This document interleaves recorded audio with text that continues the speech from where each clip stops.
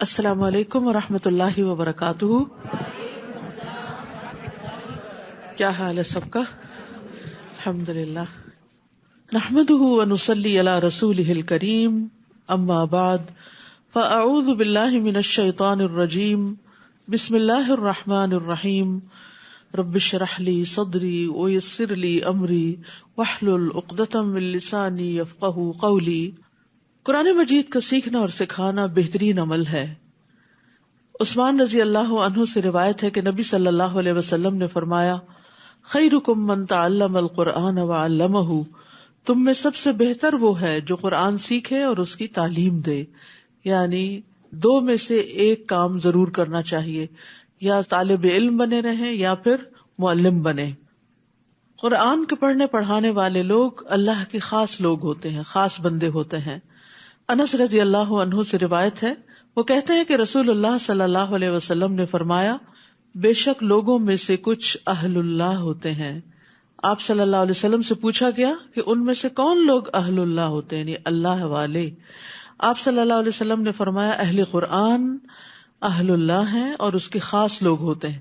یعنی جن لوگوں کا تعلق قرآن مجید سے مضبوط ہوتا ہے وہ اللہ کے خاص بندے ہوتے ہیں، VIPs ہوتے ہیں. قرآن کی بدولت اللہ اور اس کے رسول کی محبت حاصل ہوتی ہے. ابن مسعود کہتے ہیں، جو شخص قرآن سے محبت کرتا ہے وہ دراصل اللہ اور اس کے رسول سے محبت کرتا ہے، اور یہ دونوں محبتیں ہمارے ایمان کا حصہ ہیں. ابو سعید خدری بیان کرتے ہیں کہ ایک آدمی میرے پاس آیا اور اس نے مجھے کہا کہ مجھے کوئی وصیت کریں. تو میں نے کہا، تم نے جو سوال مجھ سے کیا ہے میں نے تم سے پہلے یہی سوال رسول اللہ صلی اللہ علیہ وسلم سے کیا تھا، اور آپ نے فرمایا تھا، میں تمہیں اللہ سے ڈرنے کی وصیت کرتا ہوں کیونکہ یہ ہر چیز کی بنیاد ہے، اور جہاد کو لازم پکڑ لو کہ وہ اسلام کی رہبانیت ہے، اور اللہ کے ذکر اور قرآن کی تلاوت کا اہتمام کیا کرو کیونکہ وہ آسمان میں تمہارے لیے باعث رحمت اور زمین میں تمہارے لیے باعث تذکرہ ہیں. اور قرآن کی بدولت مطلوبہ چیز کا حصول آسان ہو جاتا ہے. امام ابراہیم مقدسی اپنے شاگرد عباس بن عبد الدائم کو وصیت کیا کرتے تھے کہ قرآن کی کثرت سے تلاوت کرو اور اسے ترک نہ کرو، تو تم جو طلب کرنا چاہتے ہو وہ تمہارے لیے اتنا ہی آسان ہو جائے گا جتنی تم قرات کرو گے. یعنی تمہاری قرات کی مقدار کے مطابق، تمہارے قرآن سے تعلق کے مطابق تمہاری چیزیں تمہارے لیے آسان ہو جائیں گی، تمہارے کام تمہارے لیے آسان ہو جائیں گے، تمہاری مقاصد پورے ہو جائیں گے. تو اللہ سبحانہ وتعالی ہمیں بھی رمضان میں اور اس کے بعد بھی زیادہ سے زیادہ قرآن پڑھتے رہنے کی توفیق عطا فرمائے. 13واں پارہ. اعوذ باللہ من الشیطان الرجیم. بسم اللہ الرحمن الرحیم. وما ابرئ نفسی ان النفس لامارۃ بالسوء الا ما رحم ربی ان ربی غفور رحیم. وقال الملك ائتوني به استخلصه لنفسي فلما كلمه قال انك اليوم لدينا مكين امين. شروع کرتی ہوں اللہ کے نام سے جو بے انتہا مہربان نہایت رحم فرمانے والا ہے. اور میں اپنے آپ کو پاک صاف نہیں کہتا کیونکہ نفس تو اکثر برائی پر اکساتا رہتا ہے، مگر جس پر میرے رب کی رحمت ہو. یقیناً میرا رب معاف کرنے والا، رحم کرنے والا ہے. یوسف علیہ السلام اپنے بارے میں کہتے ہیں کہ اگرچہ میری صفائی پیش ہو چکی ہے لیکن اس کے باوجود میں اپنے آپ کو، اپنے نفس کو پاک نہیں کہتا. قرآن مجید میں ایک دوسری جگہ بھی ہمیں یہ ہدایت دی گئی ہے، وَلَا تُزَكُّوا أَنفُسَكُمْ، کہ اپنے آپ کو پاکیزہ مت قرار دو، اپنے آپ کو بہت نیک نہ سمجھو، اپنے آپ کو گناہوں سے پاک مت سمجھو. ہر انسان کسی نہ کسی درجے پر کہیں نہ کہیں کسی نہ کسی غلطی کا شکار ہو جاتا ہے، اور جو جتنا زیادہ تقوی رکھتا ہے، جو جتنا زیادہ اللہ کے قریب ہوتا ہے، اتنا ہی ڈرتا ہے، اور اس کو اتنی ہی زیادہ اپنی غلطیاں بھی نظر آتی ہیں، اور ان غلطیوں کی بنا پر ہی وہ اللہ سے ڈرتا ہے کہ میں نے اللہ کی عبادت کا حق ادا نہیں کیا اور بہت سی کوتاہیاں کی ہیں۔ تو یوسف علیہ السلام ایک عظیم انسان تھے، اگرچہ وہ انتہائی صابر اور متقی انسان تھے، لیکن پھر بھی وہ اپنے آپ کو بری ذمہ قرار نہیں دیتے اور برائی کی نسبت نفس کی طرف کرتے ہیں کہ نفس تو اکثر برائی پہ اکساتا رہتا ہے، مگر جس پر میرے رب کی رحمت ہو، یعنی انسان اپنے نفس کی شرارت سے صرف اسی وقت بچ سکتا ہے جب اللہ کی رحمت ہو انسان پر، ورنہ انسان اپنے ہی نفس سے دھوکا کھا جاتا ہے اور غلط چیز کو خوبصورت سمجھ کر، اچھا سمجھ کر، فائدہ مند سمجھ کر اس کو کر بیٹھتا ہے، چاہے اس کے بعد اس کو ندامت ہی کیوں نہ ہو۔ یقیناً میرا رب معاف کرنے والا، رحم کرنے والا ہے۔ عام طور پر نفس کی 3 اقسام بتائی جاتی ہیں۔ ایک نفس امارہ ہوتا ہے جو گناہوں کا حکم دیتا ہے یا ابھارتا ہے، جب انسان برائی کر بیٹھتا ہے تو پھر دوسرا نفس لوامہ ہوتا ہے جو اس برائی پر اس کو ملامت کرتا ہے، اور تیسرا نفس مطمئنہ ہوتا ہے کہ جب انسان توبہ کر لیتا ہے تو ہی نفس مطمئن ہوتا ہے، یا پھر خیر اور نیکی کے کام جو ہیں وہ انسان کے نفس کو نفس مطمئنہ بناتے ہیں۔ اور ہم سب کو اس کے لیے ایم کرنا چاہیے، اس کی کوشش کرنی چاہیے، اور ہر وقت اپنے اندر کو چیک کرتے رہنا چاہیے، محاسبہ کرتے رہنا چاہیے کہ کیا میرے اندر کا نفس نفس مطمئنہ ہے یا نہیں، کیونکہ مرتے وقت نفس مطمئنہ کو ہی فرشتے یہ خوشخبری دیں گے، یا ایتھا النفس المطمئنہ ارجعی الی ربک راضیۃ مرضیہ۔ تو نفس مطمئنہ اس کو حاصل ہوتا ہے جو اپنے رب سے راضی ہوتا ہے اور رب بھی اس سے راضی ہوتا ہے، رضی اللہ عنہم ورضوا عنہ، اور یہ اسی وقت ہو سکتا ہے جب بندہ رب کی رضا کے کام کرتا رہے۔ تو ہم سب کو دعا بھی کرنی چاہیے اور اس کے لیے کوشش بھی کرنی چاہیے، اور نفس میں کسی بھی وقت کوئی ہلچل ہو تو واپس اس کو نفس مطمئنہ کی طرف لانا چاہیے، چاہے اللہ سے توبہ کرنا ہو یا بندوں سے معافی مانگنا ہو۔ وقال الملک ائتونی بہ استخلصہ لنفسی، اور بادشاہ نے کہا کہ اس کو میرے پاس لاؤ، میں اس کو اپنے لیے خاص کر لوں۔ پھر جب اس نے اس سے کلام کیا، یعنی بادشاہ نے بات کی یوسف علیہ السلام سے، قال انک اليوم لدینا مکین امین، کہا کہ آج سے آپ ہمارے پاس مکین بھی ہیں اور امین بھی ہیں۔ قال اجعلنی علی خزائن الارض انی حفیظ علیم، یوسف کہنے لگے مجھے زمین کے خزانوں کا نگران مقرر کر دیجئے، میں ان کی حفاظت کرنے والا ہوں اور یہ کام بھی جانتا ہوں۔ چونکہ بادشاہ نے آفر کی کہ اب آپ کا ہمارے ہاں بہت بڑا مقام ہے، مرتبہ ہے، آپ اب ہماری مدد کریں گے، ہمارے ساتھ مل کے کام کریں گے، تو پھر یوسف علیہ السلام نے اپنے لیے اس کام کا انتخاب کیا جس کو وہ سب سے بہتر طور پر کر سکتے تھے، جس کے لیے باقی لوگ تیار نہ تھے، لیکن اللہ سبحانہ وتعالیٰ نے یوسف علیہ السلام کو ایک خاص مرحلے سے گزار کر عزیز مصر کے گھر میں رکھ کر ایسی زبردست مینیجریل سکلز عطا کر دی تھی کہ اب وہ اس عہدے کو لینے کے قابل تھے۔ تو اس آیت سے یہ بات پتہ چلتی ہے کہ انسان کے لیے جائز ہے کہ اگر اس کے پاس کوئی سکل ہو یا کوئی علم ہو تو اس بنا پر کہ دوسروں کی خدمت کر سکے اپنی اس خوبی کا ذکر کر سکتا ہے کہ میں یہ کام جانتا ہوں۔ یہ بوسٹنگ کے لیے نہیں ہوتا کہ اپنے آپ کو انسان بڑی چیز بتائے یا فخر کرے، لیکن دوسروں کے کام آنے کے لیے۔ ماوردی کہتے ہیں کہ ایسا کرنا عام صفات میں مطلقاً جائز نہیں، یعنی بلا وجہ اپنے منہ میاں مٹھو بننا اور اپنی خوبیاں اور تعریفیں بیان کرنا یہ ایک ناپسندیدہ عمل ہے، لیکن ضرورتاً جائز ہے۔ جیسے آپ اپنے سی وی میں اپنے بارے میں لکھتے ہیں، لیکن اگر وہی سی وی آپ ہر وقت اپنی زبان سے دہراتے رہیں ہر مجلس میں تو پھر یہ ایک ناپسندیدہ صفت ہوگی، اور مخصوص حالات میں جب اس کے ساتھ کوئی مقصد جڑا ہوا ہو تو پھر ایسا کرنا درست ہے، ورنہ تزکیہ کرنا اور ریاکاری کرنا یہ ناپسندیدہ افعال ہیں، اور صاحب فضل انسان جتنا ہو سکے ان چیزوں سے بچے، بلکہ استغفار ہی کرتا رہے، اپنے گناہوں کو یاد کرتا رہے تاکہ وہ نیکیوں میں اور آگے بڑھ سکے۔ اور دوسری بات یہ ہے کہ جب آپ کسی کام کے قابل ہوں اور آپ دیکھ رہے ہوں کہ باقی کوئی اور نہیں کر سکتا تو اس وقت بیٹھے رہنا بھی ایک جرم ہے۔ ہم دیکھتے ہیں کہ احزاب کے دن رسول اللہ صلی اللہ علیہ وسلم نے اپنے صحابہ سے کہا جنگ خندق کے موقع پر آپ کو معلوم ہے نا کہ سارے اہل عرب اکٹھے ہو کر مسلمانوں کے سر پہ سوار ہو گئے تھے کہ آج ان کو ختم ہی کر کے رکھے. تو نبی صلی اللہ علیہ وسلم نے اپنے ساتھیوں میں اعلان کیا کہ ہمارے پاس کفار کی خبریں کون لائے گا, کہ اب ان کی پوزیشن کیا ہے. تو زبیر رضی اللہ عنہ نے کہا کہ میں لاتا ہوں. پھر آپ نے پوچھا, دوسری بار بھی زبیر رضی اللہ عنہ نے کہا کہ میں جاؤں گا. تیسری بار پوچھا, کیونکہ بہت سخت سردی کا موسم بھی تھا اور بہت خوفناک خطرناک حالات تھے, کوئی بھی جانے کی ہمت نہیں کر رہا تھا. تو زبیر رضی اللہ عنہ نے کہا کہ میں جاتا ہوں. اس پر آپ صلی اللہ علیہ وسلم نے فرمایا کہ بے شک ہر نبی کے حواری ہوتے ہیں اور میرے حواری زبیر ہیں, اور اس بنا پر ان کو جنت کی بھی بشارت دی گئی. اس طرح ہم نے یوسف کو اس سرزمین میں اقتدار عطا کیا. کہتے ہیں کہ وہی عہدہ جو عزیز مصر کے پاس تھا اب وہ ان کو مل گیا, یعنی جس کے غلام تھے اب وہ غلامی کی بجائے آقا کے منصب پہ آ گئے. وہ جہاں چاہتے رہتے تھے, یعنی اب بہت کچھ ان کے کنٹرول میں آ گیا تھا اور ساری مملکت میں ان کے بے پناہ اختیارات ہو گئے. ہم جسے چاہیں اپنی رحمت سے ایسے ہی نوازتے ہیں اور نیک لوگوں کا اجر ضائع نہیں کرتے. یہ نیکی کون سی نیکی تھی؟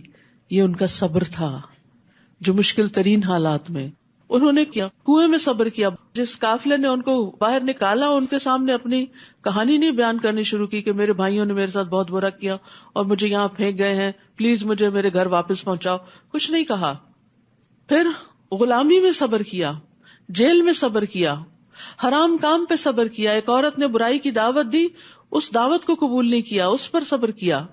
تو جیسی جیسی ان کی آزمائشیں تھی ویسا ویسا صبر کرتے گئے. اور یاد رکھیے نبی صلی اللہ علیہ وسلم نے فرمایا جتنی مشقت ہوتی ہے اسی مقدار پر اللہ کی مدد آتی ہے.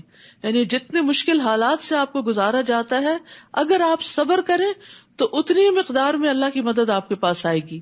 اور بے شک اللہ کی طرف سے صبر کی توفیق بھی اسی مقدار میں ملتی ہے جتنی بڑی آزمائش ہوتی. لیکن یہ کس کو ملتی ہے؟ من یتصبر یصبرہ اللہ. جو صبر کرنا چاہتا ہے اللہ تعالیٰ اس کو صبر عطا کر دیتا ہے. اور صبر کرنے کی وجہ سے ہی انسان کے اوپر سے آزمائش ٹلتی ہے اور پھر دن بدلتے ہیں, اچھے دن آتے ہیں. وَلَأَجْرُ الْآخِرَةِ خَيْرٌ لِّلَّذِينَ آمَنُوا وَكَانُوا يَتَّقُونَ. اور جو لوگ ایمان لائے اور اللہ سے ڈرتے رہے ان کے لیے آخرت کا اجر ہی بہتر ہے. یہاں پر آخرت کے اجر کا ذکر اس لیے کر دیا گیا کہ یہ تو صبر کے نتیجے میں دنیا میں ان کو اللہ تعالیٰ نے ایک بہت بڑا مقام دیا تھا, لیکن آخرت کا اجر تو کہیں بڑا ہے. یعنی دنیا کے اجر سے ہی اندازہ کر لو کہ آگے بھی کیا کچھ ملنے والا ہے. کچھ عرصے بعد یوسف کے بھائی مصر آئے, کیونکہ اب مصر میں قحط آ گیا تھا, اور وہ قحط نہ صرف ہی کہ مصر بلکہ فلسطین, شام, آس پاس کے علاقوں میں بھی پہنچ گیا. اور یوسف علیہ السلام جس طرح غلے کو انہوں نے سنبھالا اور پھر جس طرح یہ تقسیم کر رہے تھے تو یہ خبریں کنعان تک جا پہنچی, ان کے بھائیوں تک جا پہنچی. انہیں تو نہیں پتا تھا کہ وہ کون ہے بادشاہ, لیکن ان کی تعریف ہر جگہ ہونے لگی. تو بھائی بھی سن کے کہ ہمیں یہاں سے غلہ مل سکتا ہے وہ یوسف کے پاس آئے اور یوسف کے پاس حاضر ہوئے. یوسف نے انہیں تو پہچان لیا مگر وہ انہیں پہچان نہ سکے. انہوں نے تو ان کو کنویں میں پھینک کے اپنا کام ختم کر لیا تھا. ان کے تو وہم و گمان میں بھی نہیں تھا کہ آج اس تخت پر جو بیٹھا ہے وہ ان کا بھائی ہی ہے. پھر جب یوسف نے ان کی واپسی کا سامان تیار کر دیا تو ان سے کہا, اب آؤ تو اپنے سوتیلے بھائی کو بھی میرے پاس لانا. تم دیکھتے نہیں کہ میں ناپ پورا دیتا ہوں اور ایک اچھا مہمان نواز ہوں. اب یہ بھی صبر کی ایک بات ہے کہ پہچان لیا اپنے بھائیوں کو, اور یہ بھی معلوم کر لیا کہ ایک بھائی پیچھے بھی ہے, کیونکہ بنیامین ساتھ نہیں تھے جو ان کے سگے بھائی تھے. تو اس لیے انہوں نے کہا کہ آئندہ اپنے دوسرے بھائی کو بھی لے کر آنا, اور تم دیکھ رہے ہو کہ میں تمہارے ساتھ کتنا احسان کا برتاؤ کر رہا ہوں. یہ بھی ان کی اپنی تعریف نہیں تھی بلکہ ان کو احساس دلانا تھا کہ یو آر ویلکم, ابھی بھی ہم نے تمہاری قدر کیا, آئندہ بھی کریں گے. چاہتے یہ تھے کہ بھائی پھر واپس آئیں, اور اگر تم اسے نہ لائے تو میرے پاس نہ تمہارے لیے غلہ ہے اور نہ ہی میرے پاس آنے کی کوشش کرنا. وہ کہنے لگے ہم اس کے والد کو اس کام پر آمادہ کریں گے اور یہ کام کر کے رہیں گے. اور یوسف نے اپنے خادموں سے کہا کہ ان کی پونجی یعنی ان کے جو پیسے انہوں نے دیے ہیں غلے کے, ان کی خرجیوں میں ہی رکھ دو, سامان میں ہی رکھ دو, تاکہ جب وہ اپنے گھروں میں پہنچے تو اسے پہچان لیں اور شاید اس طرح وہ جلد دوبارہ یہاں آئیں. پھر جب وہ اپنے باپ کے ہاں پہنچے تو کہنے لگے, ابا جان, آئندہ ہمیں غلہ دینے سے انکار کر دیا گیا ہے, لہٰذا ہمارے ساتھ ہمارے بھائی کو بھیج دے, اس طرح ہی ہمیں غلہ مل سکے گا. اور ہم یقیناً اس کی حفاظت کرنے والے ہیں، کیونکہ پہلے حفاظت نہیں کیے تھے یوسف علیہ السلام کی. تو انسان کے اندر جب گلٹ ہوتا ہے نا تو وہ پھر اس چیز کو بار بار دہراتا رہتا ہے. یعقوب نے کہا کیا میں تم پر ایسے ہی اعتبار کر لوں جیسے اس سے پیشتر اس کے بھائی کے بارے میں اعتبار کیا تھا؟ اللہ ہی بہتر محافظ ہے، مجھے تمہاری حفاظت پہ بھروسہ نہیں. فاللہ خیر حافظا وہو ارحم الراحمین، اور وہی سب سے زیادہ رحم کرنے والا ہے. یعنی یہ کلمات صرف یعقوب علیہ السلام کے لیے ہی نہیں تھے. جب کبھی آپ کو بھی کسی چیز کے کھو جانے کا، ضائع ہونے کا ڈر ہو تو اس وقت اسے اللہ کی حفاظت میں دے کے یہی جملہ دہرا دیں، فاللہ خیر حافظا وہو ارحم الراحمین. پھر جب انہوں نے اپنا سامان کھولا تو دیکھا کہ ان کی پونجی بھی انہیں واپس کر دی گئی ہے، تو وہ بہت خوش ہوئے اور کہنے لگے ابا جان ہمیں اور کیا چاہیے، ہماری تو پونجی بھی ہمیں واپس کر دی گئی ہے. اب ہم جلد ہی اپنے گھر والوں کے لیے رسد لائیں گے اور اپنے بھائی کی حفاظت کریں گے، اور ایک بار شتر یعنی اونٹ بھر غلہ اور زیادہ لائیں گے. اور یہ اب کی بار غلہ لانا تو بالکل آسان ہے، یعنی اب تو ہماری ان سے دوستی ہو گئی ہے اور وہ ہم پہ بڑے مہربان ہیں اور ہم بہت آسانی سے زیادہ غلہ لانے کے قابل ہو گئے ہیں. یعقوب نے کہا جب تک تم مجھے اللہ کے نام پر پختہ عہد نہ دو گے کہ ہم اسے یقیناً آپ کے پاس لائیں گے، تب تک میں کبھی اسے تمہارے ساتھ روانہ نہ کروں گا. اب ادھر ان کا مفاد اٹک گیا تھا اور ادھر یعقوب علیہ السلام کو اپنی ریزرویشن تھی، اللہ یہ کہ تم سب بھی کہیں گھیرے میں لے لیے جاؤ تو اور بات ہے.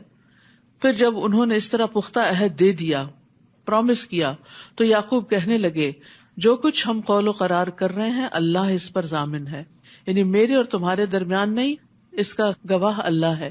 اور یہ ایک حقیقت ہے، یاد رکھیے جب بھی ہم کسی بندے سے کوئی معاہدہ کرتے ہیں، کوئی وعدہ کرتے ہیں، تو اللہ اس کو دیکھ رہا ہوتا ہے. تو اگر کوئی شخص اس سے پھرتا ہے تو پھر اللہ سبحانہ وتعالیٰ اس کو پکڑنے والا ہے. تو اس لیے لوگوں سے وعدے کر کے، چاہے چھوٹی چیز کا وعدہ ہو یا بڑی چیز کا، اس سے پھرنا نہیں چاہیے. پھر کہنے لگے میرے بچوں، شہر میں ایک ہی دروازے سے نہیں بلکہ مختلف دروازوں سے داخل ہونا، تاہم میں اللہ کی مشیت سے تمہیں ذرہ برابر بھی نہیں بچا سکتا. حکم تو صرف اسی کا چلتا ہے، میں اسی پر بھروسہ کرتا ہوں، اور جسے بھی بھروسہ کرنا ہو اسی پر کرنا چاہیے. یعقوب علیہ السلام نے ایسا کیوں کہا تھا؟ کیونکہ انہیں یہ اندیشہ تھا کہ 11 بھائی اور جوان لڑکے اور وہ بھی خوبصورت اور صحت مند جب اکٹھے کہیں جائیں گے تو لوگ تعجب سے ان کو دیکھیں گے، اور جب کوئی تعجب سے کسی کو دیکھتا ہے تو حسد کے علاوہ تعجب کی نظر بھی لگ جاتی ہے.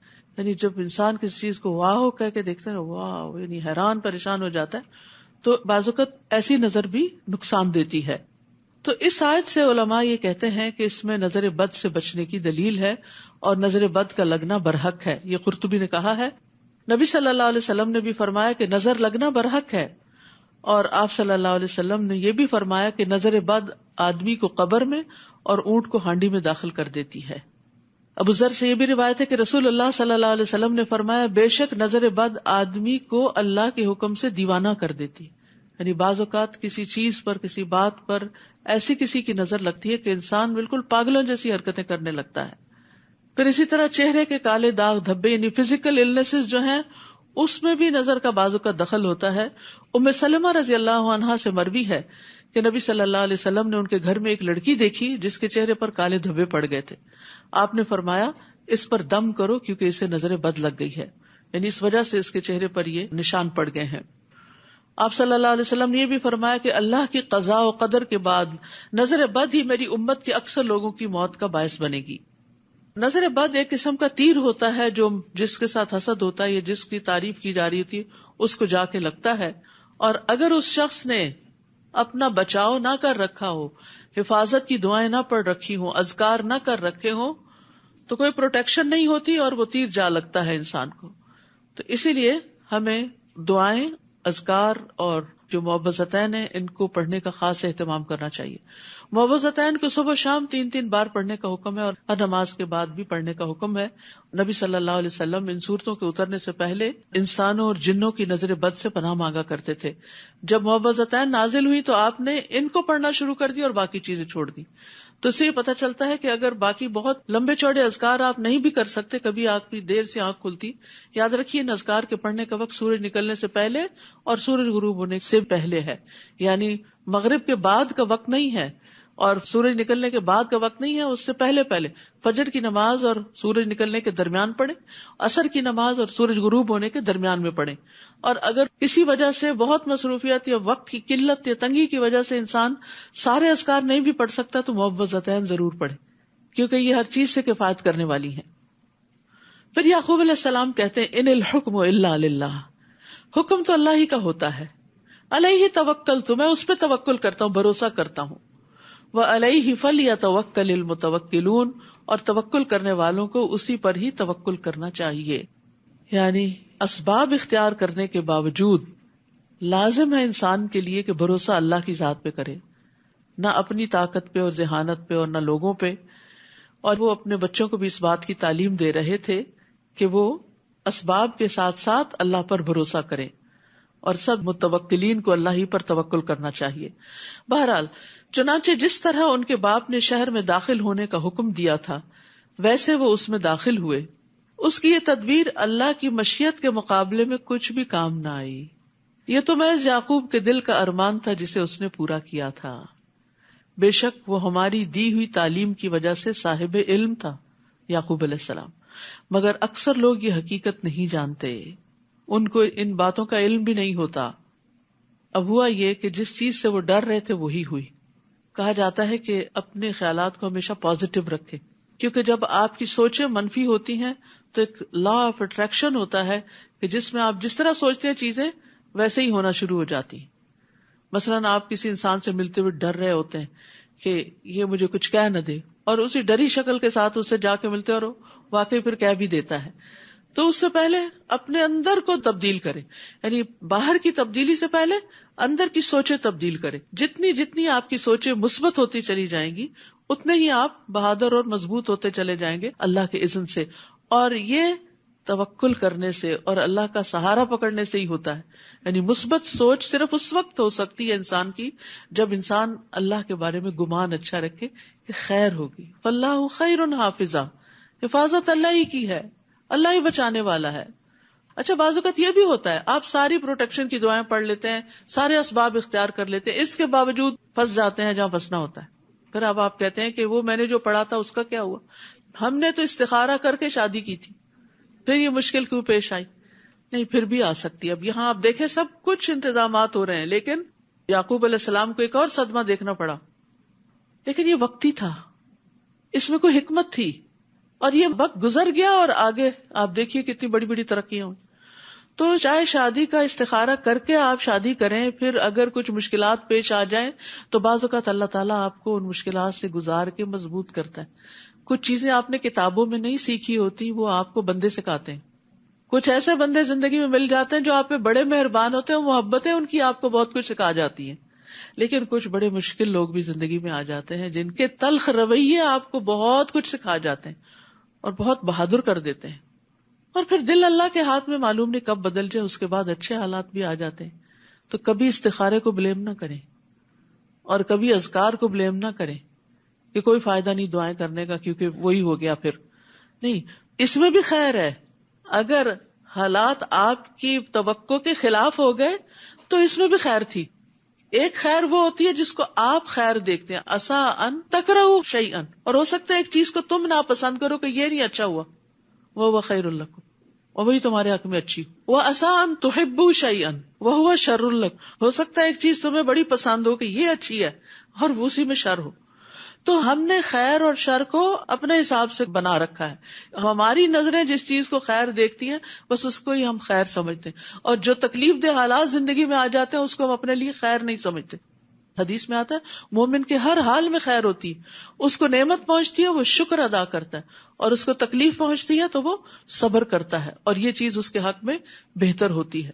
تو اس لیے ہر حال میں اللہ کی رضا پہ راضی رہیں اور اچھے دنوں کا انتظار کرتے رہیں کہ یہ وقت بھی گزر جائے گا، دس شیل ٹو پاس۔ اب قافلہ آ جاتا ہے مصر۔ جب یہ لوگ یوسف کے پاس آئے تو یوسف نے اپنے بھائی کو اپنے ہاں جگہ دی، بنیامین کو، دو سب کو رکھا، بنیامین اکیلے رہ گئے، تو پھر چپ کے ان سے ملاقات کی اور سب حالات لیے دیے اور اسے بتا دیا کہ میں ہی تیرا بھائی یوسف ہوں، لہٰذا تم اب ان باتوں کا غم نہ کرو جو یہ کرتے رہے ہیں. یہ ہوتا معاف کرنا.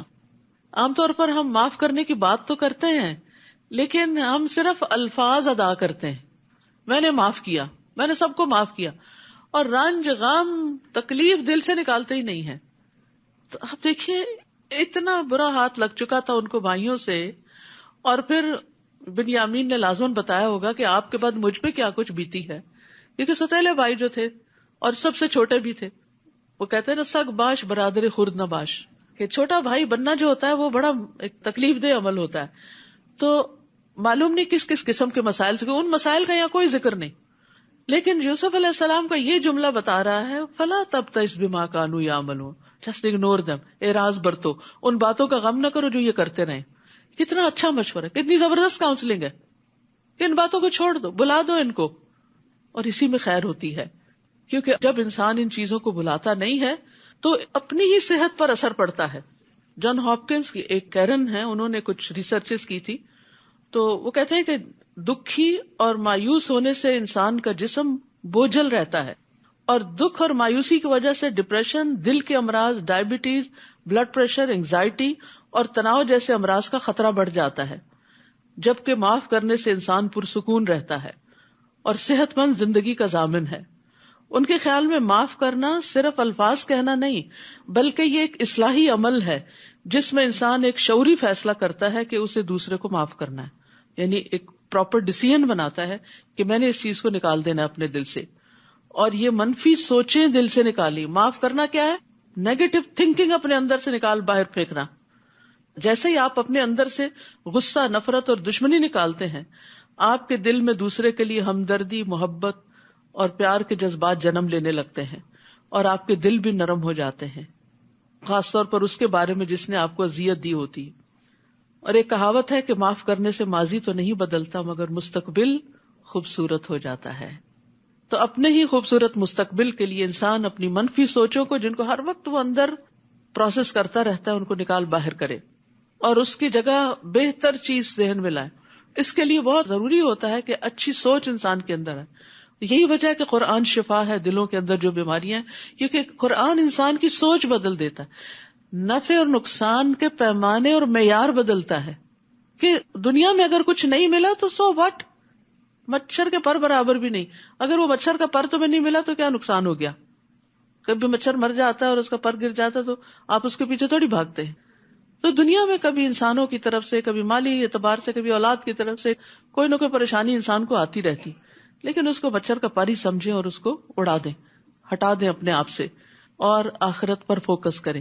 جس کا فوکس شفٹ ہو جاتا ہے، جس کا فوکس بڑی چیز پہ چلا جاتا ہے، وہ چھوٹی چیزوں کو پھر اگنور کرتا ہے، تبھی وہ بھلا سکتا ہے، ورنہ نہیں بھلا سکتا. کیونکہ ہم کہتے ہیں نا ہم کیسے بھلائیں، بھولتے نہیں غم، اس لیے کہ غم آخرت نہیں لگا. غم آخرت لگ جائے، وہاں کی فکر لگ جائے تو یہاں کے بہت سے غم ختم نہ بھی ہوں تو کم از کم ضرور ہو جائیں گے. اب ہم صحابہ کی زندگیوں میں دیکھتے ہیں کہ ان کے اندر کوئی بیچارگی نہیں اور کوئی لوگوں کے شکوے شکایتیں نہیں، اور انہوں نے اپنی زندگیاں اس چیز میں ضائع نہیں کی. وہ ایک بڑے مقصد کے لیے مصروف عمل رہتے تھے. اللہ پہ توکل، ایمان اور اللہ کی محبت کے علاوہ وہ اللہ کے دین کے کاز میں لگے رہتے تھے اور اپنے آپ کو تھکاتے تھے. جو اللہ کی راہ میں اپنے آپ کو تھکا دیتا ہے اس کے اندر سے لازماً یہ چیزیں نکلنا شروع ہو جاتی، اور یہ ہماری صحت کے لیے ضروری ہے کہ ہم ان چیزوں کو بھلا دیں، نکال دیں اپنے اندر سے. لہٰذا اب تم ان باتوں کا غم نہ کرو جو یہ کرتے رہے ہیں، لیو دم. پھر جب یوسف نے ان کی روانگی کے لیے ان کا سامان تیار کیا تو اپنے بھائی کے سامان میں اپنے پانی پینے کا پیالہ رکھ دیا. جب یہ لوگ شہر سے نکل آئے تو پیچھے سے ایک پکارنے والے نے پکار کر کہا، اے قافلے والو تم چور ہو. یعنی ٹھیک ٹھاک سامان لے کے جا رہے تھے کہ پیچھے سے شامت آ گئی. انہوں نے پکارنے والے کی طرف متوجہ ہو کر پوچھا، تمہاری کیا چیز کھو گئی ہے؟ وہ بولے، بادشاہ کا پانی پینے کا پیالہ ہمیں نہیں مل رہا. جو شخص وہ لا کر دے گا اسے ایک بار شتر یعنی ایک اونٹ برغلے کا انعام ملے گا، اور میں اس کا ضامن ہوں، گارنٹی دیتا ہوں. وہ کہنے لگے، اللہ کی قسم تم خوب جانتے ہو کہ ہم اس ملک میں فساد کرنے نہیں آئے اور نہ ہی ہم چور ہیں. وہ بولے، اگر تم جھوٹے ثابت ہوئے تو اس چور کی سزا کیا ہوگی؟ برادران یوسف کہنے لگے جس کے سامان میں وہ گم شدہ چیز پائی جائے وہی اس کا بدلہ ہے.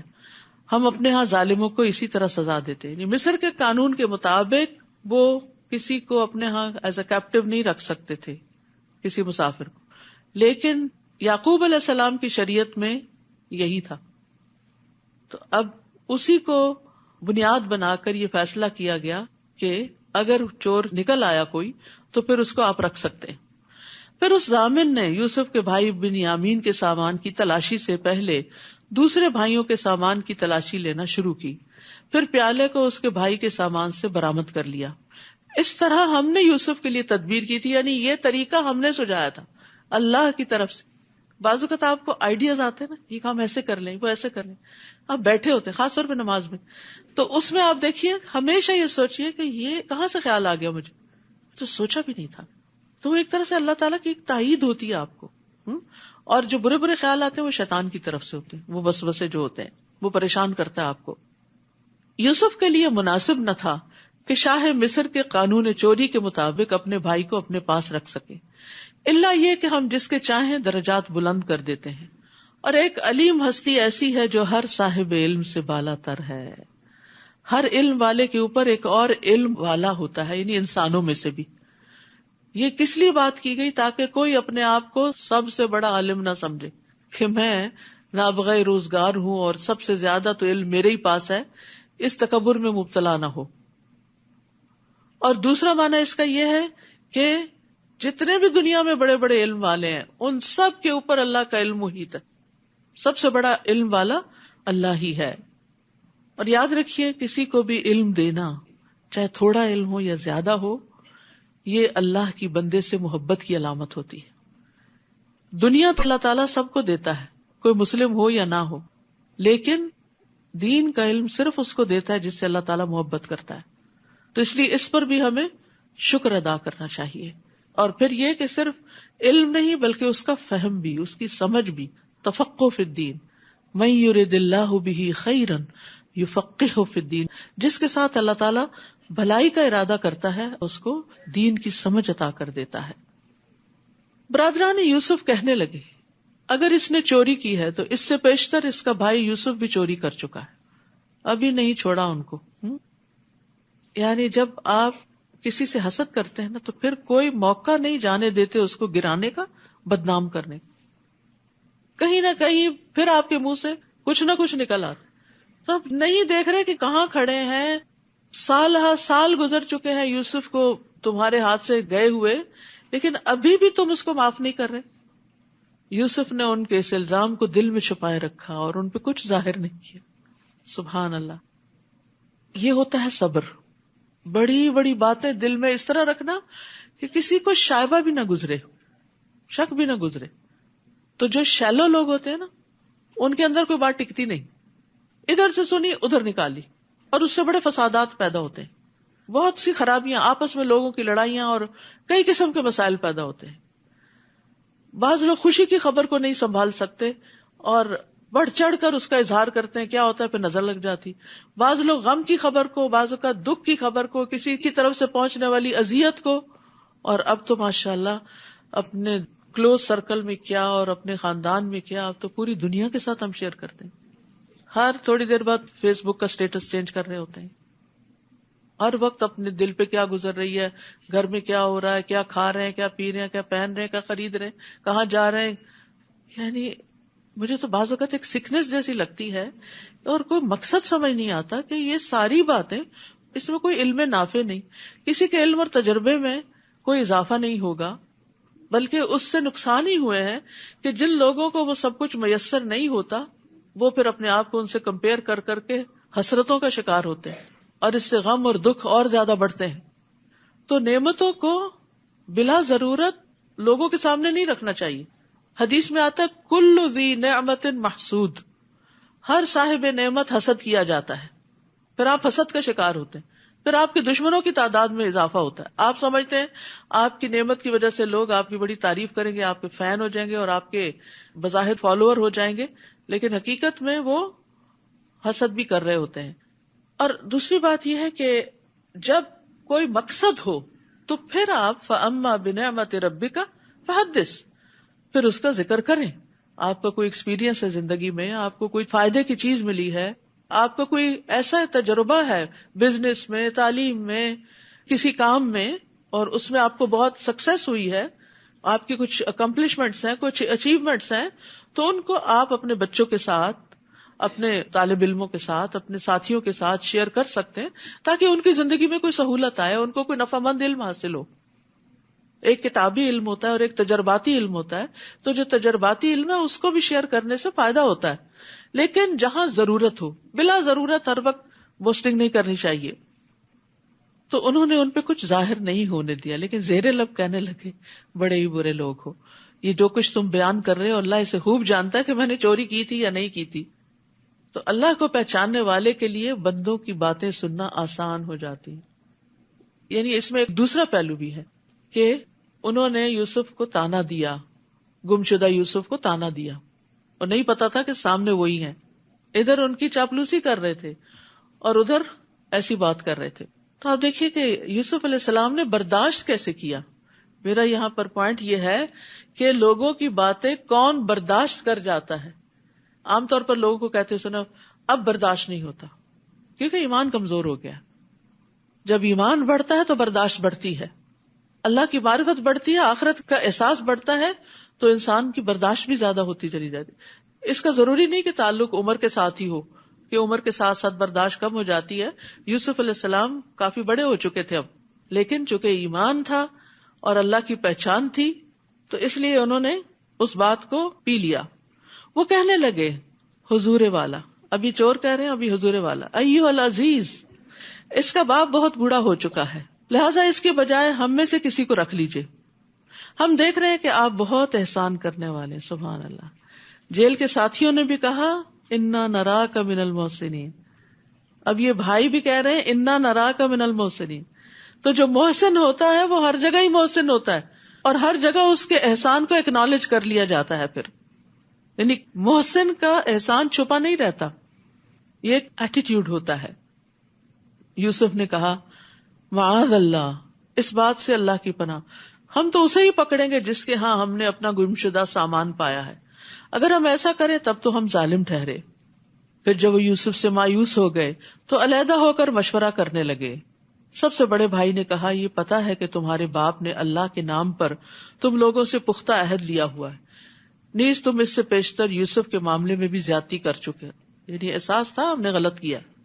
اب تو میں یہاں سے کبھی نہیں جاؤں گا یہاں تک کہ میرا باپ مجھے حکم دے یا اللہ میرے لیے فیصلہ کر دے، یعنی مجھے کوئی قوت دے کہ بھائی کو چھڑا کے لے جاؤں. وہی سب سے بہتر فیصلہ کرنے والا ہے. تم لوگ اپنے باپ سے جا کر کہو ابا جان آپ کے بیٹے نے چوری کی ہے. ہم نے وہی گواہی دی ہے جو ہم جانتے تھے، اور ہم پوشیدہ چیزوں کے نگہبان نہیں، ہم نے نہیں دیکھا لیکن بس بات ایسی ہو گئی ہے. آپ ان بستی والوں سے پوچھ لیجئے جہاں ہم رہے، اور قافلے سے بھی جن کے ساتھ ہم آئے، اور ہم یقیناً سچے ہیں. اب انہیں اپنی سچائی کا یقین دلانا پڑ رہا ہے کیونکہ اعتماد کھو چکے ہیں. جس پر لوگ ٹرسٹ نہیں کرتے اس کو بڑی قسمیں کھانی پڑتی ہیں سچا بننے کے لیے، اور جو سچا ہوتا ہے وہ یقین دہانی کرائے بغیر ہی سچ بولتا ہے اور اس کو کافی سمجھتا ہے. یعقوب نے جواب دیا بات یوں نہیں بلکہ تم نے ایک بات بنا کر اسے بنا سنوار کر پیش کر دیا ہے. پچھلے تجربے کی بنا پر یعقوب علیہ السلام نے ان کی بات کا اعتبار نہیں کیا، لہذا اب صبر ہی بہتر ہے. فصبر جمیل، ہو سکتا ہے اللہ ان سب کو میرے پاس لے آئے. اب 3 غائب ہو گئے. بڑا بھائی بھی جس نے کہا میں نہیں جاؤں گا جب تک بنیامین نہیں جائے گا، بنیامین بھی، اور یوسف تو پہلے سے ہی وہاں تھے. بلا شبہ وہ سب کچھ جاننے والا، حکمت والا ہے. تو صبر جمیل ایسا صبر ہوتا ہے جس میں کوئی شکوہ شکایت نہیں ہوتی. یہ تو وہ باتیں ہیں نا جن کا ذکر قرآن نے کر دیا. روزمرہ زندگی میں پتہ نہیں کون کون سے ایسے معاملے ہوں گے ان بچوں کے کہ جن پر یعقوب علیہ السلام مستقل صبر کر رہے ہوں، کیونکہ بد اخلاقی کے جو رویے ہوتے ہیں وہ پھر مستقل ہی بن جاتے ہیں، روز ہی ٹارچر بن جاتے ہیں. تو قرآن میں صبر جمیل بھی آیا، حجر جمیل بھی آیا. حجر جمیل ہوتا ہے ایسا چھوڑنا جس میں اظہار آسانی نہ ہو، اور صفح جمیل ایسا معاف کرنا جس میں ڈانٹ اور ناراضگی نہ ہو. تو بہرحال سختی کی انتہا کے بعد نکلنے کا راستہ بن جائے گا اب. اور یہ اللہ کا طریقہ ہے کہ جب کوئی مصیبت آخر کو پہنچتی ہے تو پھر اللہ تعالیٰ اس میں سے کوئی راستہ نکال دیتے ہیں. یعقوب علیہ السلام کے لیے آزمائش بڑی سخت ہو چکی تھی، لیکن اللہ سبحانہ وتعالیٰ نے ان کے لیے اب آسانیاں کر دی. حالات بدلتے ہیں اب. وَتَوَلَّى عَنْهُمْ، یعقوب نے ان کی طرف سے منہ پھیر لیا. ایسے لوگوں کے ساتھ ایسا ہی کرنا ہوتا ہے کہ ان کو جواب دینا اور انہیں سمجھانا بعض اوقات بے فائدہ ہوتا ہے. اور کہنے لگے ہائے یوسف یا اسفا علی یوسف، اور ان کی آنکھیں غم سے بے نور ہو گئی تھی، وہ خود غم سے بھرے ہوئے تھے. تو اس سے یہ پتہ چلتا ہے کہ مصیبت پر آنسو بہانا جائز ہے. یعنی غم دل میں اگر گھر کر جائے تو یہ ایک فطری سی بات ہے، لیکن صرف آنسو بہانے کی حد تک. جیسے اپنے بیٹے ابراہیم کی وفات پر نبی صلی اللہ علیہ وسلم آنسو بہا رہے تھے تو عبد الرحمن بن عوف نے کہا تھا آپ بھی روتے ہیں؟ آپ نے فرمایا اے ابن عوف، یہ تو ایک رحمت ہے. یعنی غم دکھ کے موقع پر آنسو کا آ جانا رحمت کی علامت ہے. فرمایا آنکھ اشکبار ہے، دل غم زدہ ہے، لیکن ہم زبان سے وہی کہیں گے جس سے ہمارا مالک راضی ہو. اے ابراہیم، تیری جدائی سے یقیناً ہم غمگین ہیں. تو مصیبت کے وقت غم کا ہونا تقوی کے خلاف نہیں، لیکن جزا فضا کرنا منع ہے. چیخنا چلانا اور رونا پیٹنا. یہ حالت دیکھ کر وہ کہنے لگے اللہ کی قسم آپ تو یوسف کو یاد کرتے ہی رہیں گے یہاں تک کہ اپنے آپ کو غم میں گھلا دیں یا ہلاک ہو جائیں. یعقوب نے جواب دیا میں تو اپنی پریشانی اور غم کی فریاد اللہ کے سوا کسی سے نہیں کرتا. انما اشکو بثی وحزنی الی اللہ واعلم من اللہ ما لا تعلمون، اور میں اللہ سے کچھ ایسی چیزیں جانتا ہوں جنہیں تم نہیں جانتے. بث فا کے ساتھ شدید غم کو کہتے ہیں، معمولی غم نہیں، بہت شدید غم. اور دوسری طرف اللہ کی مہربانی کی وجہ سے میرے اندر اچھا گمان بھی ہے اور یہ امید میری طاقت کو بڑھا دیتی، اس لیے میں مایوس نہیں ہوں. یہ جو انما اشکو بثی وحزنی ہے، حضرت عمر رضی اللہ عنہ بعض اوقات نماز میں یہ سورت پڑھتے اور ان آیات پر اتنی ہچکیاں لینے لگتے کہ تیسری چوتھی صف میں بھی پیچھے لوگ ان کی آواز سنتے تھے رونے کی. تو بندہ نماز میں کھڑے ہو کے اگر روتا ہے، کوئی غم یاد آ جاتا ہے اس کو اور اپنے رب کے سامنے پر یاد کرتا ہے تو کوئی حرج نہیں، جب تک کہ زبان سے کوئی ایسی بات نہ نکلے. اے میرے بیٹو، جاؤ اور یوسف اور اس کے بھائی کی تلاش کی سر توڑ کوشش کرو اور اللہ کی رحمت سے نا امید نہ ہونا، کیونکہ اللہ کی رحمت سے نا امید تو کافر لوگ ہی ہوا کرتے ہیں اور مایوسی کفر ہے. ایک آدمی نے کہا اللہ کے رسول کبیرہ گناہ کون سے ہیں؟ آپ نے فرمایا اللہ کے ساتھ شرک کرنا، اللہ کے رزق سے نا امید ہونا اور اللہ کی رحمت سے مایوس ہونا. تو کبھی بھی حالات کتنے بھی تنگ ہوں مایوس نہ ہو، آپ پازیٹیو رہیں کہ ایک وقت آئے گا کہ اللہ تعالیٰ اس کو تبدیل کر دے گا. یوسف علیہ السلام نے ان سے پوچھا پتا ہے تم نے یوسف اور اس کے بھائی کے ساتھ کیا سلوک کیا تھا جبکہ تم نادان تھے؟ بینیفٹ آف ڈاؤٹ، تمہیں سمجھ نہیں تھی. جان کے دشمن سامنے کھڑے ہیں، حاسد سامنے کھڑے ہیں اور ان کے ساتھ بھی اچھی طرح بات کر رہے ہیں. تم نادان تھے اس لیے تم نے یہ کر لیا.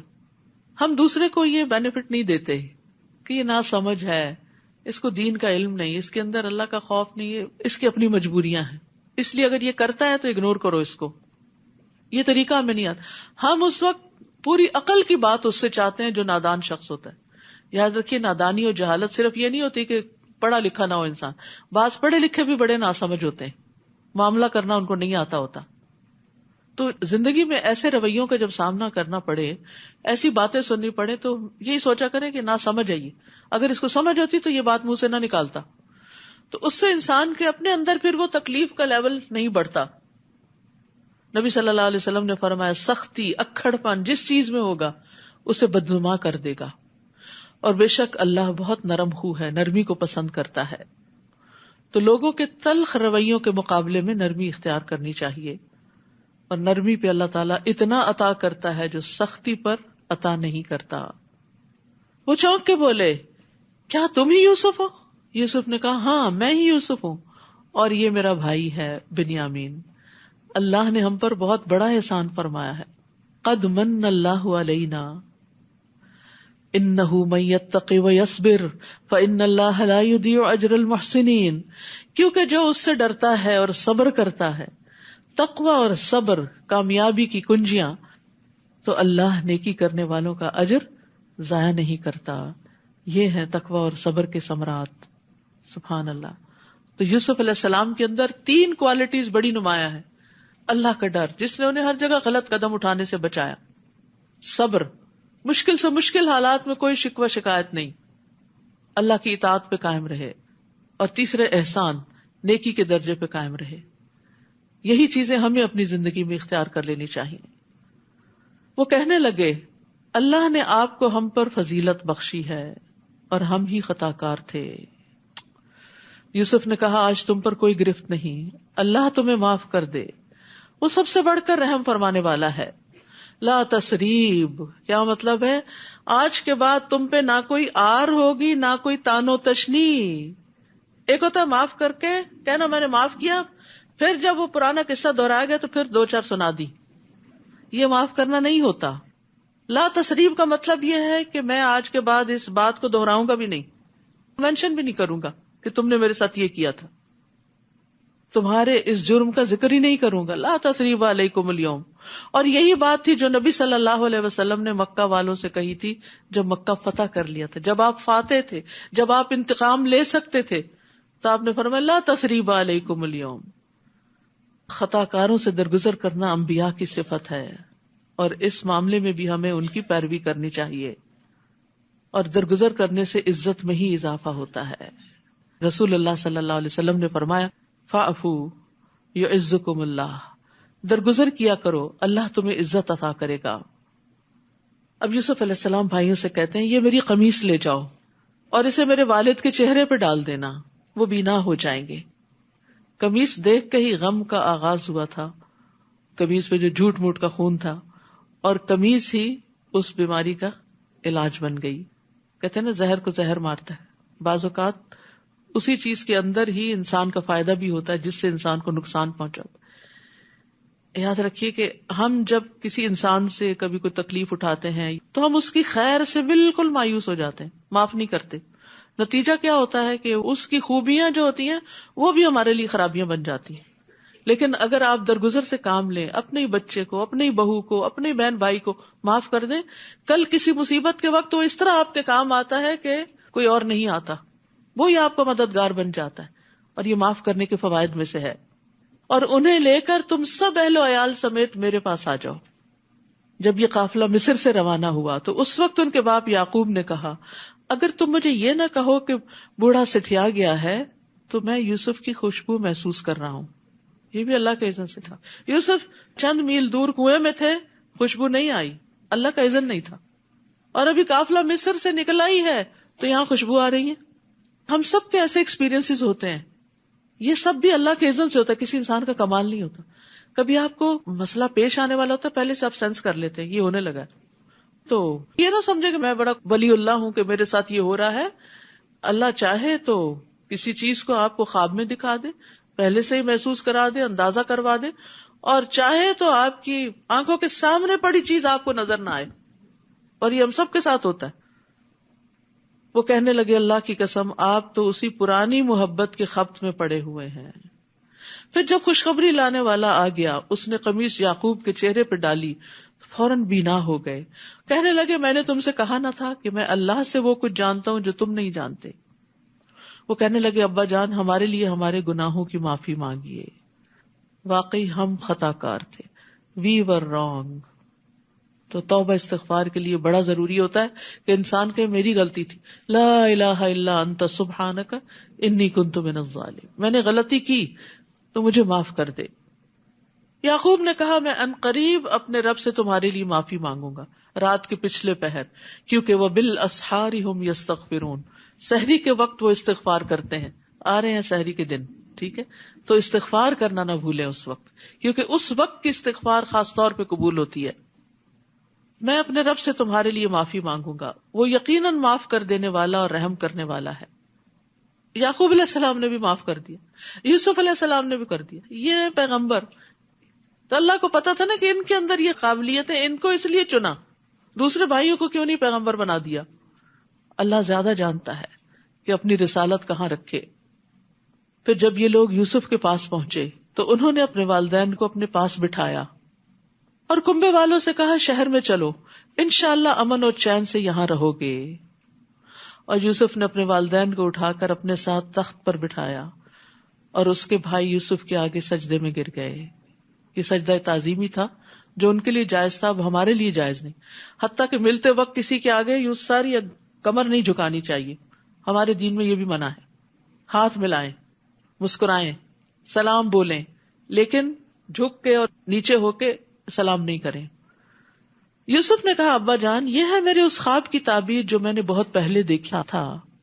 خواب ہی سے بات شروع ہوئی تھی اور یہاں آ کے تعبیر ملی سال ہا سال کے بعد.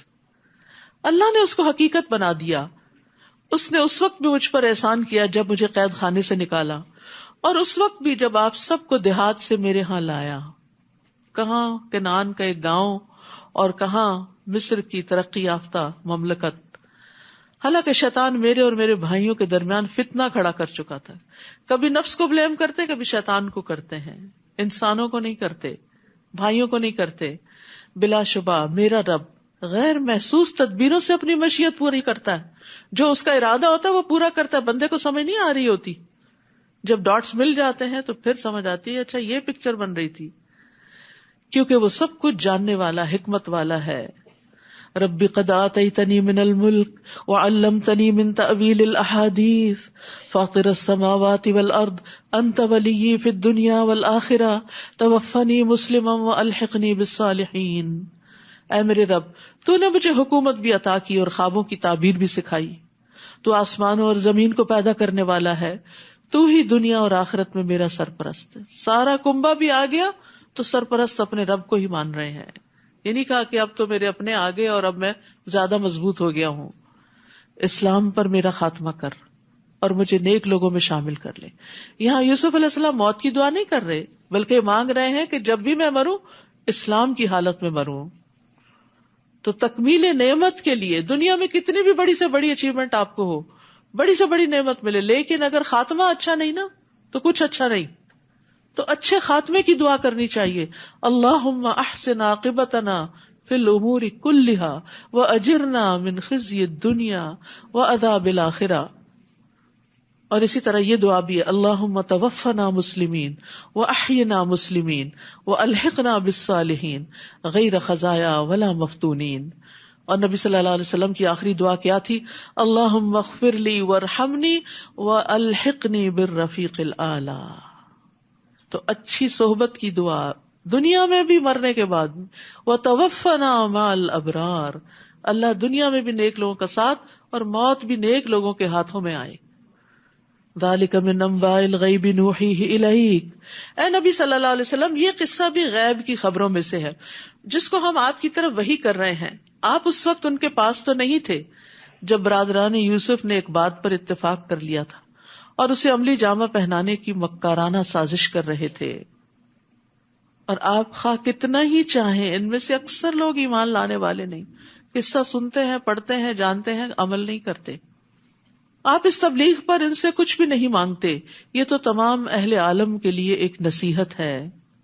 آسمانوں اور زمین میں کتنی ہی نشانیاں ہیں جن پر یہ لوگ گزرتے ہیں اور ان کی طرف توجہ ہی نہیں کرتے. اور ان میں سے اکثر ایسے ہیں جو اللہ پر ایمان لاتے ہیں مگر ساتھ ہی ساتھ شرک بھی کرتے رہتے ہیں.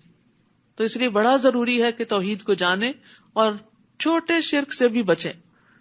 کیا یہ اس بات سے نڈر ہو گئے ہیں کہ اللہ کا عذاب ان پہ چھا جائے یا یکدم قیامت کی گھڑی آ جائے اور انہیں کچھ خبر نہ ہو؟ آپ ان سے کہہ دیجئے میرا راستہ یہی ہے کہ میں اللہ کی طرف بلاتا ہوں. میں خود بھی اس راہ کو پوری روشنی میں دیکھ رہا ہوں اور میرے پیروکار بھی.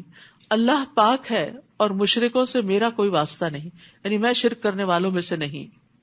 آپ سے پہلے ہم نے جتنے رسول بھیجے وہ سب مرد ہی تھے، یعنی عورتیں رسول نہیں بنا کر بھیجی گئی.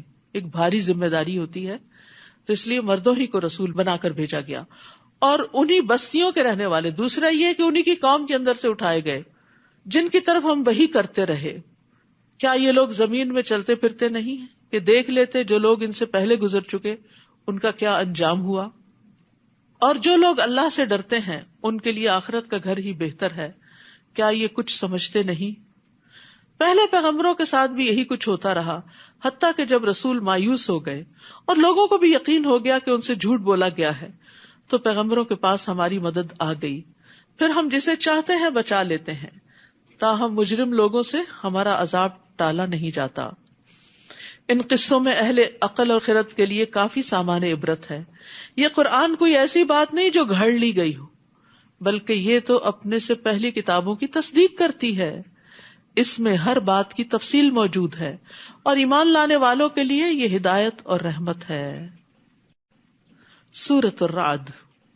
اعوذ باللہ من الشیطان الرجیم، بسم اللہ الرحمن الرحیم، الف لام میم را، تلک آیات الکتاب والذی انزل الیک من ربک الحق ولکن اکثر الناس لا یؤمنون۔ اللہ الذی رفع السماوات بغیر عمد ترونها ثم استوى على العرش وسخر الشمس والقمر كل يجري لأجل مسمى يدبر الأمر يفصل الآيات لعلكم بلقاء ربكم توقنون۔ شروع کرتی ہوں اللہ کے نام سے جو بے انتہا مہربان نہایت رحم فرمانے والا ہے۔ سورۃ الرعد، الف لام میم را، یہ الکتاب کی آیات ہیں جو آپ کے رب کی طرف سے آپ پر نازل کیا گیا ہے، وہ عین حق ہے، لیکن اکثر لوگ اس بات پر ایمان نہیں لاتے۔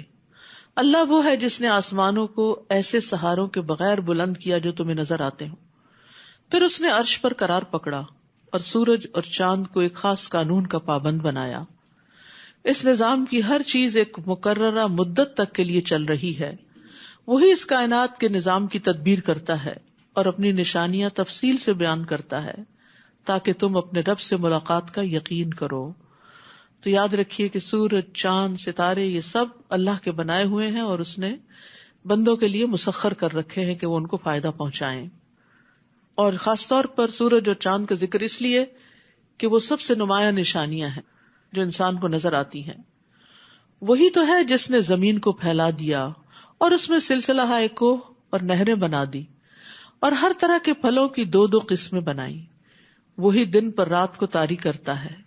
سوچنے سمجھنے والے لوگوں کے لیے ان باتوں میں بہت سی نشانیاں موجود ہیں۔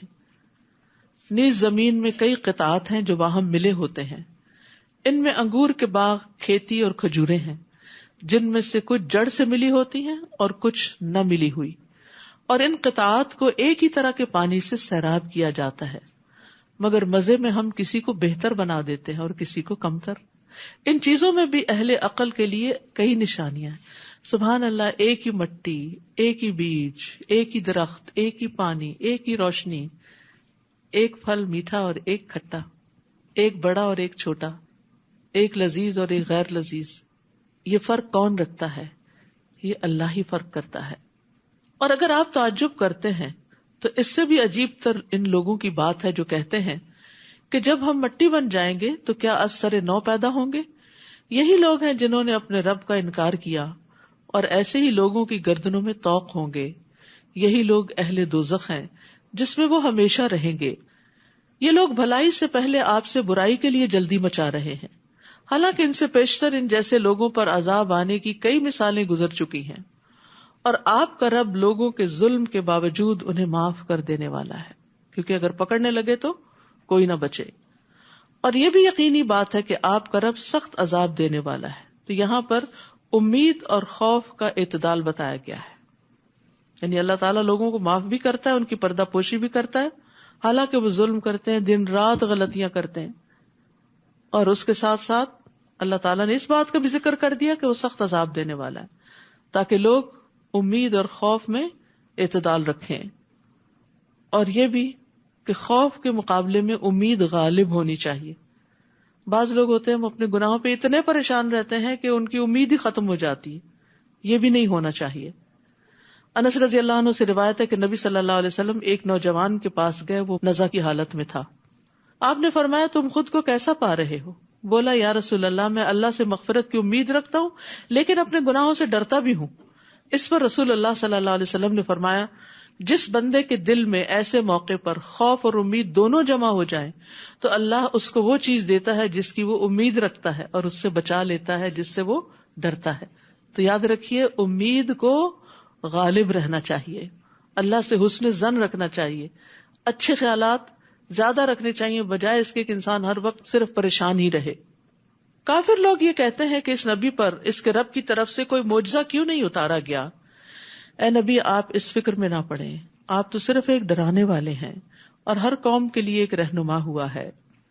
اللہ یعلم ما تحمل كل انثى وما تغیض الارحام وما تزداد وكل شيء عنده بمقدار. اللہ تو وہ ہے کہ ہر ایک مادہ جو کچھ اپنے پیٹ میں اٹھائے ہوئے ہے اسے جانتا ہے، اور جو کچھ ان کے پیٹوں میں کمی بیشی ہوتی رہتی ہے وہ اسے بھی جانتا ہے، اور اس کے ہاں ہر چیز کی ایک مقدار مقرر ہے.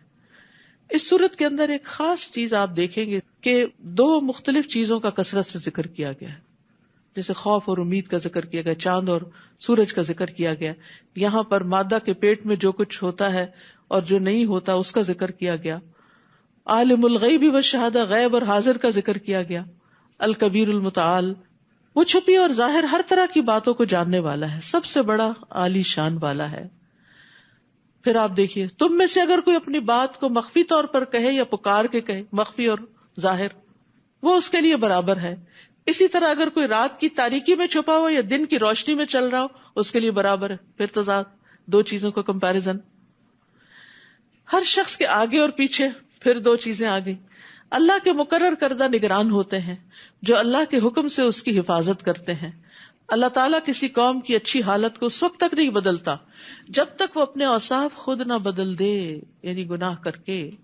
اور جب اللہ تعالیٰ کسی قوم پر مصیبت ڈالنے کا ارادہ کر لے تو پھر کوئی اسے ٹال نہیں سکتا، نہ ہی اس کے مقابلے میں کوئی اس کا مددگار ہو سکتا ہے.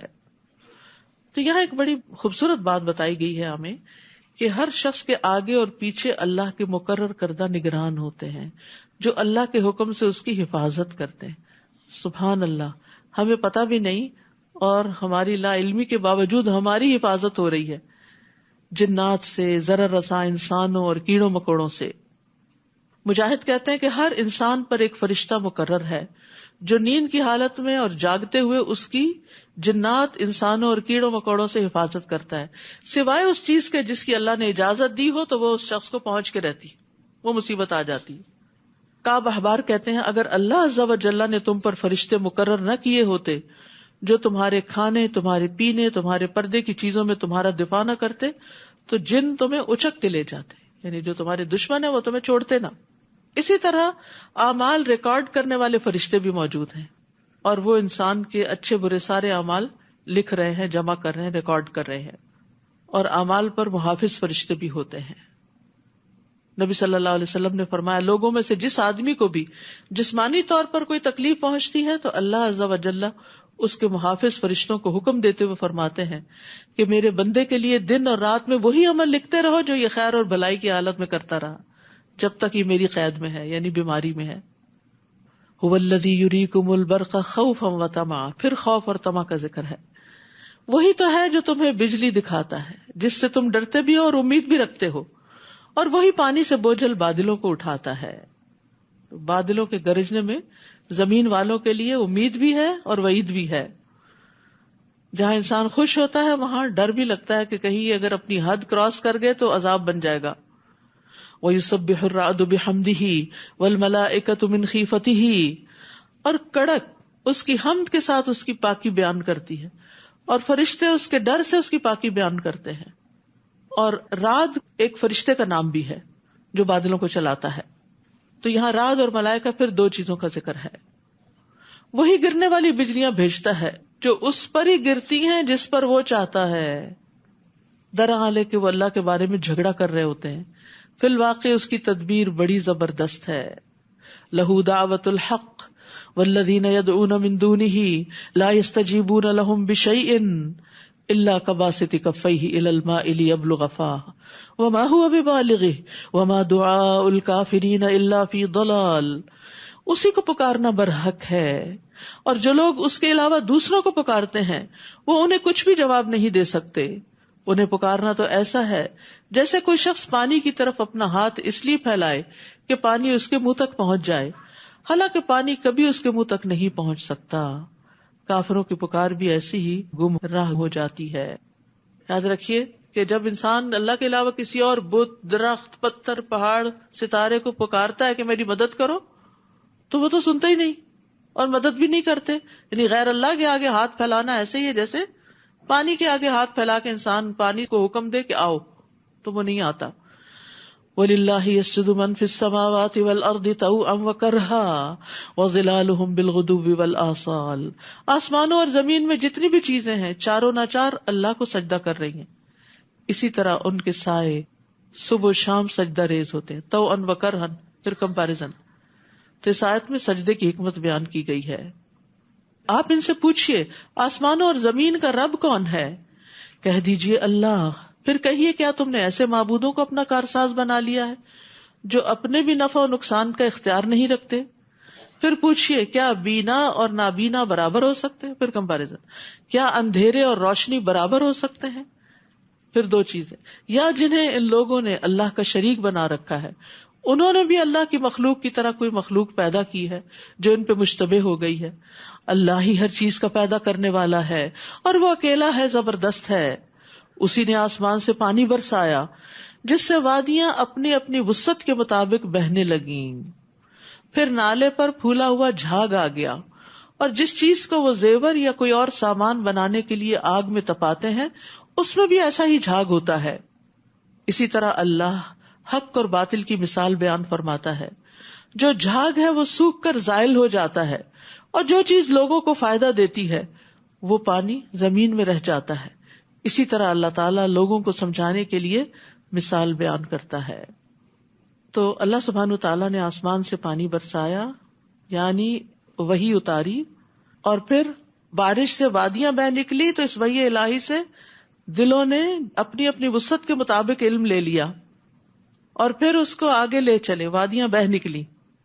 تو اللہ تعالیٰ جب آسمان سے علم شرعی اتارتا ہے تو اس کی مثال نازل شدہ پانی کی طرح ہے، کیونکہ علم سے دلوں کی زندگی ہے. جب آپ علم کی مجلس میں آتے ہیں تو دل کی حالت اور ہوتی ہے، اور جاتے ہیں تو کچھ اور ہو چکی ہوتی ہے. جس طرح پانی جسم کے لیے ضروری ہے، زندگی ہے، اسی طرح علم روح کے لیے ضروری ہے. اور پھر کچھ لوگوں کے اندر خیر ہوتی ہے تو اس پانی کو اپنے اندر جذب کر لیتے ہیں، خود بھی اس سے فائدہ اٹھاتے ہیں اور دوسروں کو بھی فائدہ پہنچاتے. اسی طرح سونے چاندی کے میل کچیل کو بھی دور کیا جاتا ہے. جو خالص ہوتا ہے وہ فائدہ مند ہوتا ہے، جو جھاگ ہوتی ہے وہ ختم ہو جاتی ہے. اور سونا چاندی تپانے کے بعد خالص ہوتا ہے. تو اسی طرح انسان بھی آزمائشوں کی بھٹیوں سے گزرنے کے بعد کام کا بنتا ہے. للذین استجابوا لربہم الحسنی، جن لوگوں نے اپنے رب کا حکم مان لیا ان کے لیے بھلائی ہے، اور جنہوں نے نہیں مانا اگر وہ سب کچھ انہیں میسر آ جائے جو زمین میں ہے، بلکہ اتنا اور بھی تو وہ سب کچھ دے کر اللہ کی گرفت سے بچنے پر تیار ہو جائیں گے. یہی لوگ ہیں جن سے بری طرح حساب لیا جائے گا. ان کا ٹھکانہ دوزخ ہوگا جو بہت بری جگہ ہے. سول حساب ایسا حساب ہے جس میں انسان کے گناہوں کا محاسبہ اس طرح کیا جائے کہ کوئی بھی چیز نہ بخشی جائے. ڈیٹیلڈ انویسٹیگیشن کہ کوئی بھی کام کیوں کیا تھا.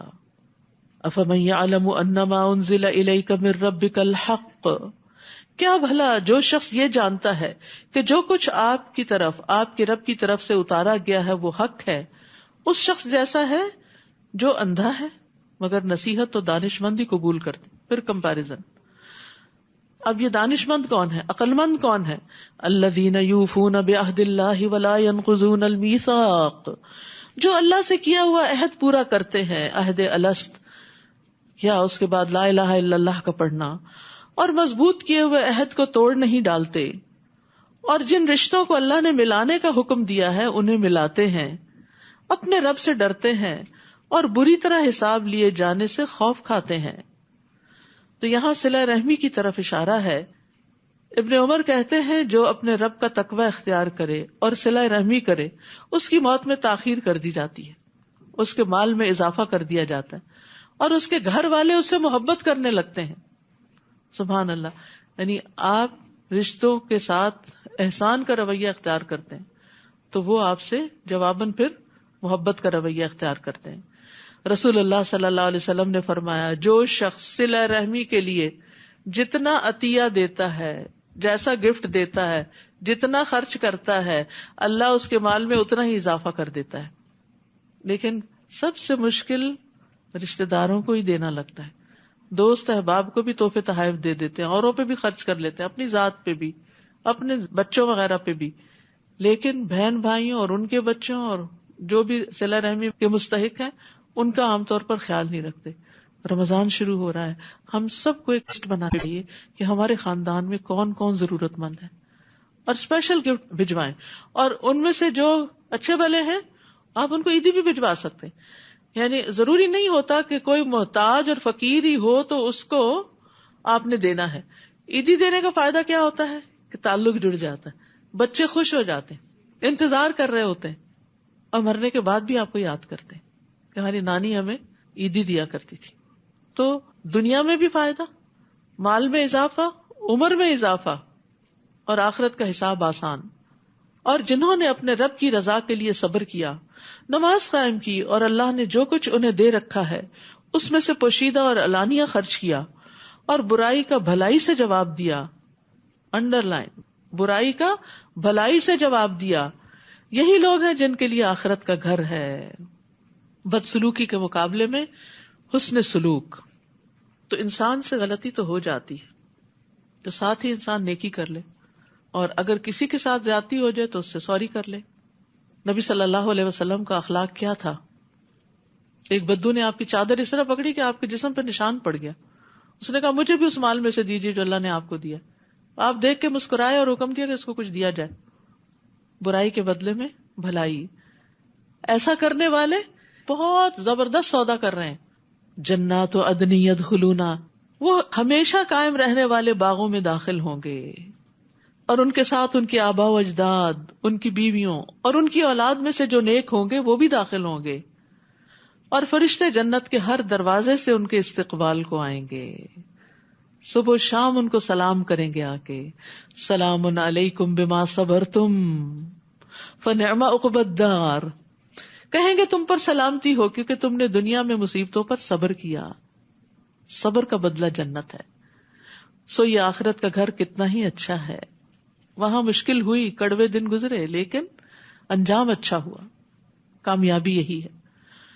اور اس کے برعکس دوسرا گروہ، پھر کمپیرزن ہے، جو لوگ اللہ سے کیے ہوئے عہد کو مضبوط کرنے کے بعد توڑ دیتے ہیں اور جن رشتوں کو اللہ نے ملانے کا حکم دیا ہے انہیں کاٹ دیتے ہیں اور زمین میں فساد برپا کرتے ہیں، ایسے لوگوں کے لیے لعنت ہے اور ان کے لیے آخرت میں برا گھر ہے۔ استغفر اللہ۔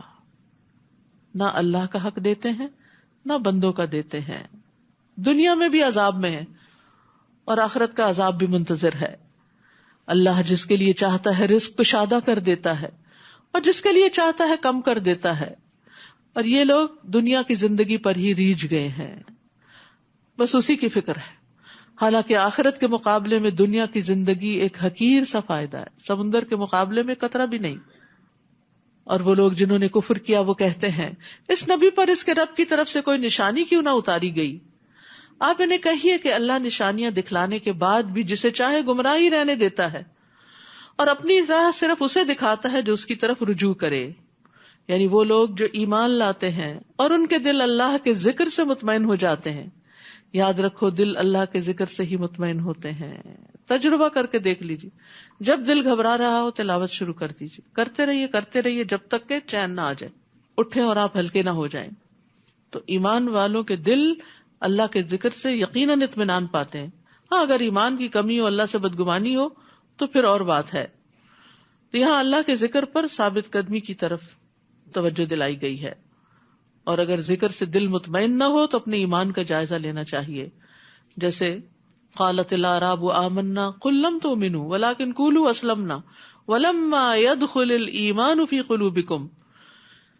دیہاتی کہتے ہیں ہم ایمان لائے، کہہ دیجئے تم ایمان نہیں لائے، یہ کہو ہم مسلمان ہو گئے. ہم بھی پیدائشی مسلمان ہیں، شعوری ایمان تمہارے اندر کم ہی داخل ہوتا ہے. اگر وہ ہو تو ذکر لازماً فائدہ دے، اور ابھی تمہارے دلوں میں ایمان داخل نہیں ہوا. جب ایمان ہی داخل نہیں ہو تو اطمینان کہاں سے داخل ہو؟ اور یاد رکھیے راحت پانے کا سب سے بڑا ذریعہ قرآن ہے. یہ ایمان کی مشل ہے، اطمینان کا راستہ ہے. اور ذکر کرنے والے اور نہ کرنے والے کی مثال زندہ اور مردہ کسی ہے. کون ہے یہ ذکر کرنے والے؟ الذین آمنوا وعملوا الصالحات. صرف ذکر ہی نہیں کرتے، نیک عمل بھی کرتے ہیں. جو لوگ ایمان لائے اور انہوں نے نیک عمل کیے ان کے لیے خوشحالی بھی ہے اور عمدہ ٹھکانہ بھی. اسی طرح ہم نے آپ کو ایسی امت میں بھیجا ہے جس سے پہلے کئی امتیں گزر چکی ہیں، تاکہ آپ انہیں وہ کچھ پڑھ کر سنائیں جو ہم نے آپ کی طرف وحی کی ہے، لیکن وہ رحمان کا انکار کر رہے ہیں. ان سے کہیے کہ میرا رب تو وہی ہے جس کے سوا کوئی الہ نہیں، میں نے اسی پر بھروسہ کیا اور اسی کے ہاں مجھے واپس جانا ہے. اور اگر قرآن ایسا ہوتا کہ اس کے زور سے پہاڑ چلائے جا سکتے یا زمین کے طویل فاصلے فوراً طے کیے جا سکتے یا اس کے ذریعے مردوں سے کلام کیا جا سکتا تو بھی یہ کافر ایمان نہ لاتے. یعنی ایسے کرشمے بھی دکھائے جاتے تو نہ مانتے، بلکہ ایسے سب امور اللہ ہی کے اختیار میں ہے. کیا اہل ایمان ابھی تک کافروں کی مطلوبہ نشانی آنے سے مایوس نہیں ہوئے؟ کیونکہ اگر اللہ چاہتا تو نشانی کے بغیر بھی تمام لوگوں کو ہدایت دے سکتا تھا، اور کافروں کو تو ان کی کرتوتوں کی وجہ سے کوئی نہ کوئی مصیبت پہنچتی ہی رہے گی یا ان کے گھر کے قریب اترتی رہے گی، حتیٰ کہ اللہ کا وعدہ یعنی عذاب آ جائے. یقیناً اللہ اپنے وعدے کی خلاف ورزی نہیں کرتا. آپ سے پہلے بھی رسولوں کا مذاق اڑایا جا چکا ہے. میں نے پہلے تو کافروں کو کچھ مہلت دی، پھر آخر کار انہیں پکڑ لیا، تو دیکھ لو میرا عذاب کیسا سخت تھا. بھلا وہ ذات جو ہر نفس کی کمائی پہ نظر رکھتی ہے انہیں بغیر سزا کے چھوڑ دے گی، جبکہ انہوں نے اللہ کے شریک بنا رکھے ہیں. آپ ان سے کہیے ان شریکوں کے نام تو لو. تم اللہ کو ایسی چیز کی خبر دیتے ہو جو زمین میں موجود تو ہے مگر وہ اسے نہیں جانتا، یا جو کچھ منہ میں آئے کہہ ڈالتے ہو. بلکہ کافروں کے لیے ان کے مکر خوشنما بنا دیے گئے ہیں اور وہ راہ راست سے روک دیے گئے ہیں، اور جسے اللہ گمراہ کرے اسے کوئی ہدایت دینے والا نہیں. یعنی یہ دراصل ان کی چال ہے، مکر ہے کہ انہوں نے غیر اللہ کو الہ بنا رکھا ہے. ان کے لیے دنیا کی زندگی میں بھی سزا ہے اور آخرت کا عذاب تو اس سے سختر ہوگا، اور اللہ سے انہیں کوئی بچانے والا بھی نہ ہوگا. جس جنت کا پرہیزگاروں سے وعدہ کیا گیا ہے اس کی شان یہ ہے کہ اس میں نہریں جاری ہیں، اس کے پھل اور اس کا سایہ دائمی ہے. یہ تو انجام ہے ان لوگوں کا جو ڈرتے رہے، اور جو کافر ہیں ان کا انجام دوزخ ہے. اور جن لوگوں کو ہم نے اس سے پہلے کتاب دی تھی وہ اس کتاب سے خوش ہوتے ہیں، یعنی پچھلی کتابوں والے قرآن سے خوش ہوتے ہیں جو آپ کی طرف نازل کی گئی. اور ان کے گروہوں میں کچھ ایسے ہیں جو اس قرآن کے بعض حکموں کا انکار کرتے ہیں، یہ سب نہیں مانتے. آپ ان سے کہیے مجھے تو بس یہی حکم ہوا ہے کہ میں اللہ تعالیٰ کی عبادت کروں اور اس کے ساتھ کسی کو شریک نہ ٹھہراؤں. میں اسی کی طرف بلاتا ہوں اور اسی کے ہاں مجھے جانا ہے. اسی طرح ہم نے اس قرآن عربی کو محکم بنا کر اتارا ہے.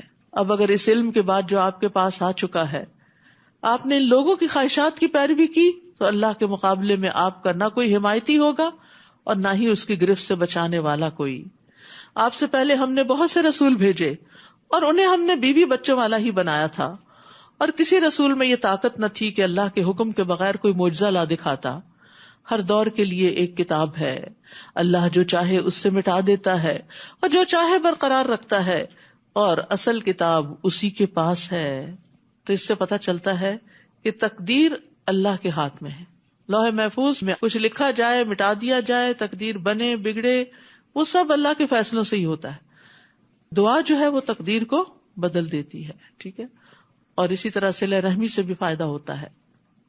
اے نبی، جس عذاب کی ہم ان کافروں کو دھمکی دے رہے ہیں اس کا کچھ حصہ خواہ آپ کے جیتے جی آپ کو دکھا دیں یا آپ کے وفات پا جانے کے بعد انہیں عذاب دیں، آپ کے ذمہ تو پہنچانا ہی ہے اور حساب لینا ہمارا کام ہے. کیا وہ دیکھتے نہیں کہ ہم ان کے لیے زمین کو اس کی تمام اطراف سے گھٹاتے جا رہے ہیں؟ اور اللہ ہی فیصلہ کرتا ہے جس کے فیصلے پر کوئی نظر ثانی کرنے والا نہیں، اور وہ فوراً حساب لے لینے والا ہے. زمین کا گھٹانا دو طرح سے، یہ بات تو سائنٹیفکلی بھی پروو ہو چکی ہے کہ زمین سکڑ رہی ہے، کم ہو رہی، اور یہاں پر زمین کا سکڑنا اس معنی میں بھی ہے کہ زیادہ لوگ مسلمان ہو رہے ہیں اور اہل کفر کے لیے زمین تنگ ہوتی جا رہی ہے. جو لوگ ان سے پہلے گزر چکے ہیں وہ بھی بڑی چالیں چل چکے ہیں، مگر چال تو پوری کی پوری اللہ کے پاس ہے. وہ جانتا ہے ہر شخص کیا کچھ کر رہا ہے، اور جلد ہی انکار کرنے والوں کو معلوم ہو جائے گا کہ آخرت کا گھر کس کے لیے ہے. یعنی آنکھیں بند ہوتے ہی حقیقت سامنے آ جائے گی. کافر آپ سے کہتے ہیں آپ رسول نہیں، آپ کی رسالت کا انکار کرتے ہیں. آپ ان سے کہیے میرے اور تمہارے درمیان اللہ کی گواہی کافی ہے، اور ہر اس شخص کی بھی جو الہامی کتاب کا علم رکھتا ہے وہ بھی پہچانتا ہے کہ میں اللہ کا رسول ہوں. سورۃ ابراہیم. بسم اللہ الرحمن الرحیم. الف لام را کتاب انزلناه الیک لتخرج الناس من الظلمات الى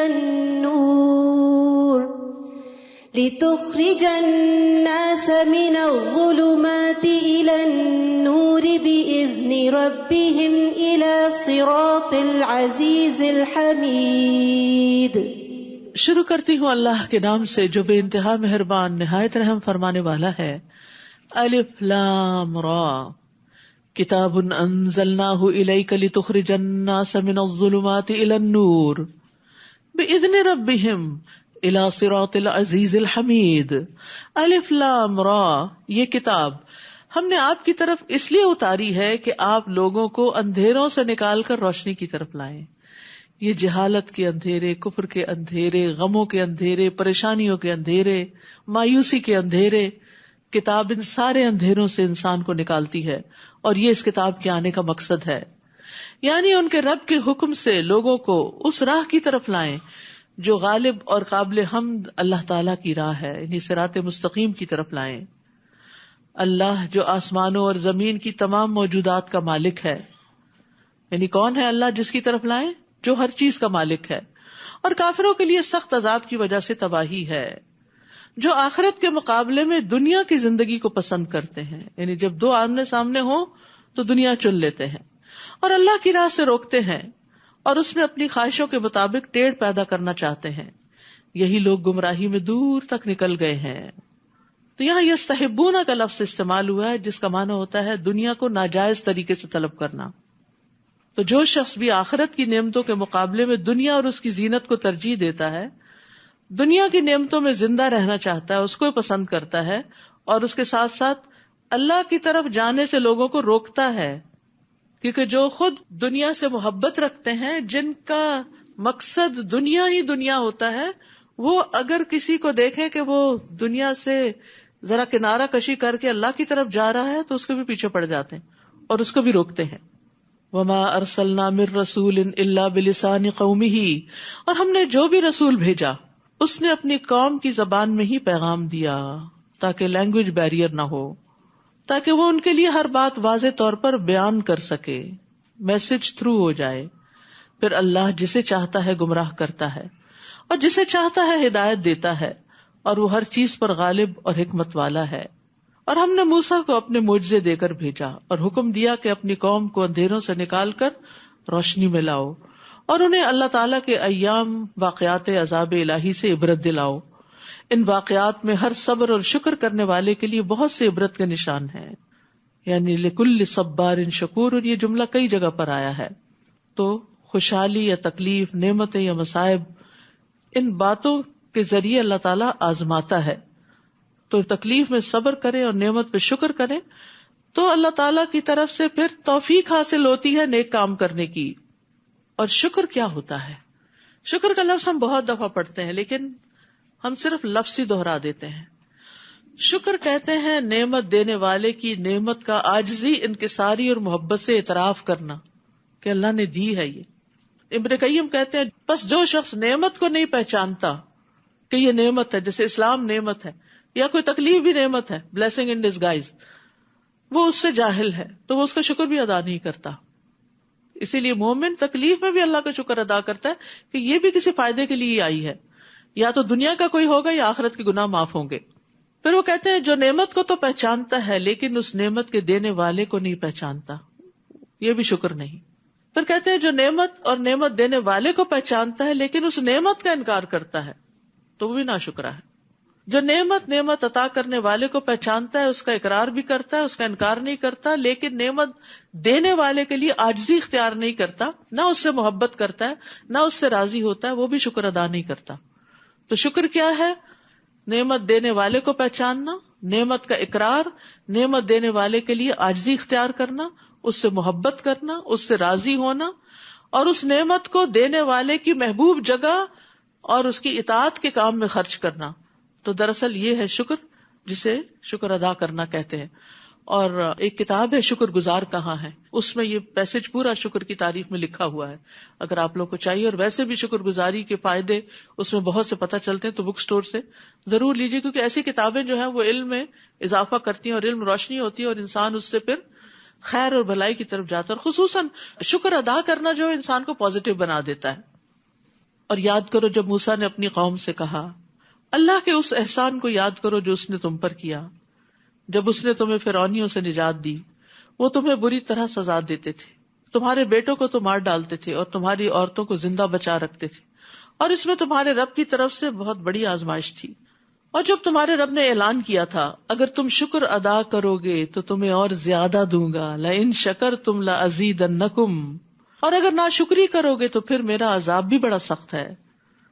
تو انعام پر، نعمت پر انسان اگر شکر ادا کرے تو اللہ کا فضل بھی بڑھ جاتا ہے. اور وہ فضل کیا ہوتا ہے؟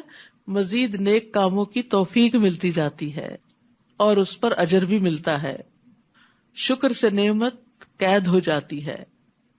بیماری میں بھی انسان اگر شکر ادا کرے تو اللہ تعالیٰ پہلے سے اچھی صحت دے دیتا ہے.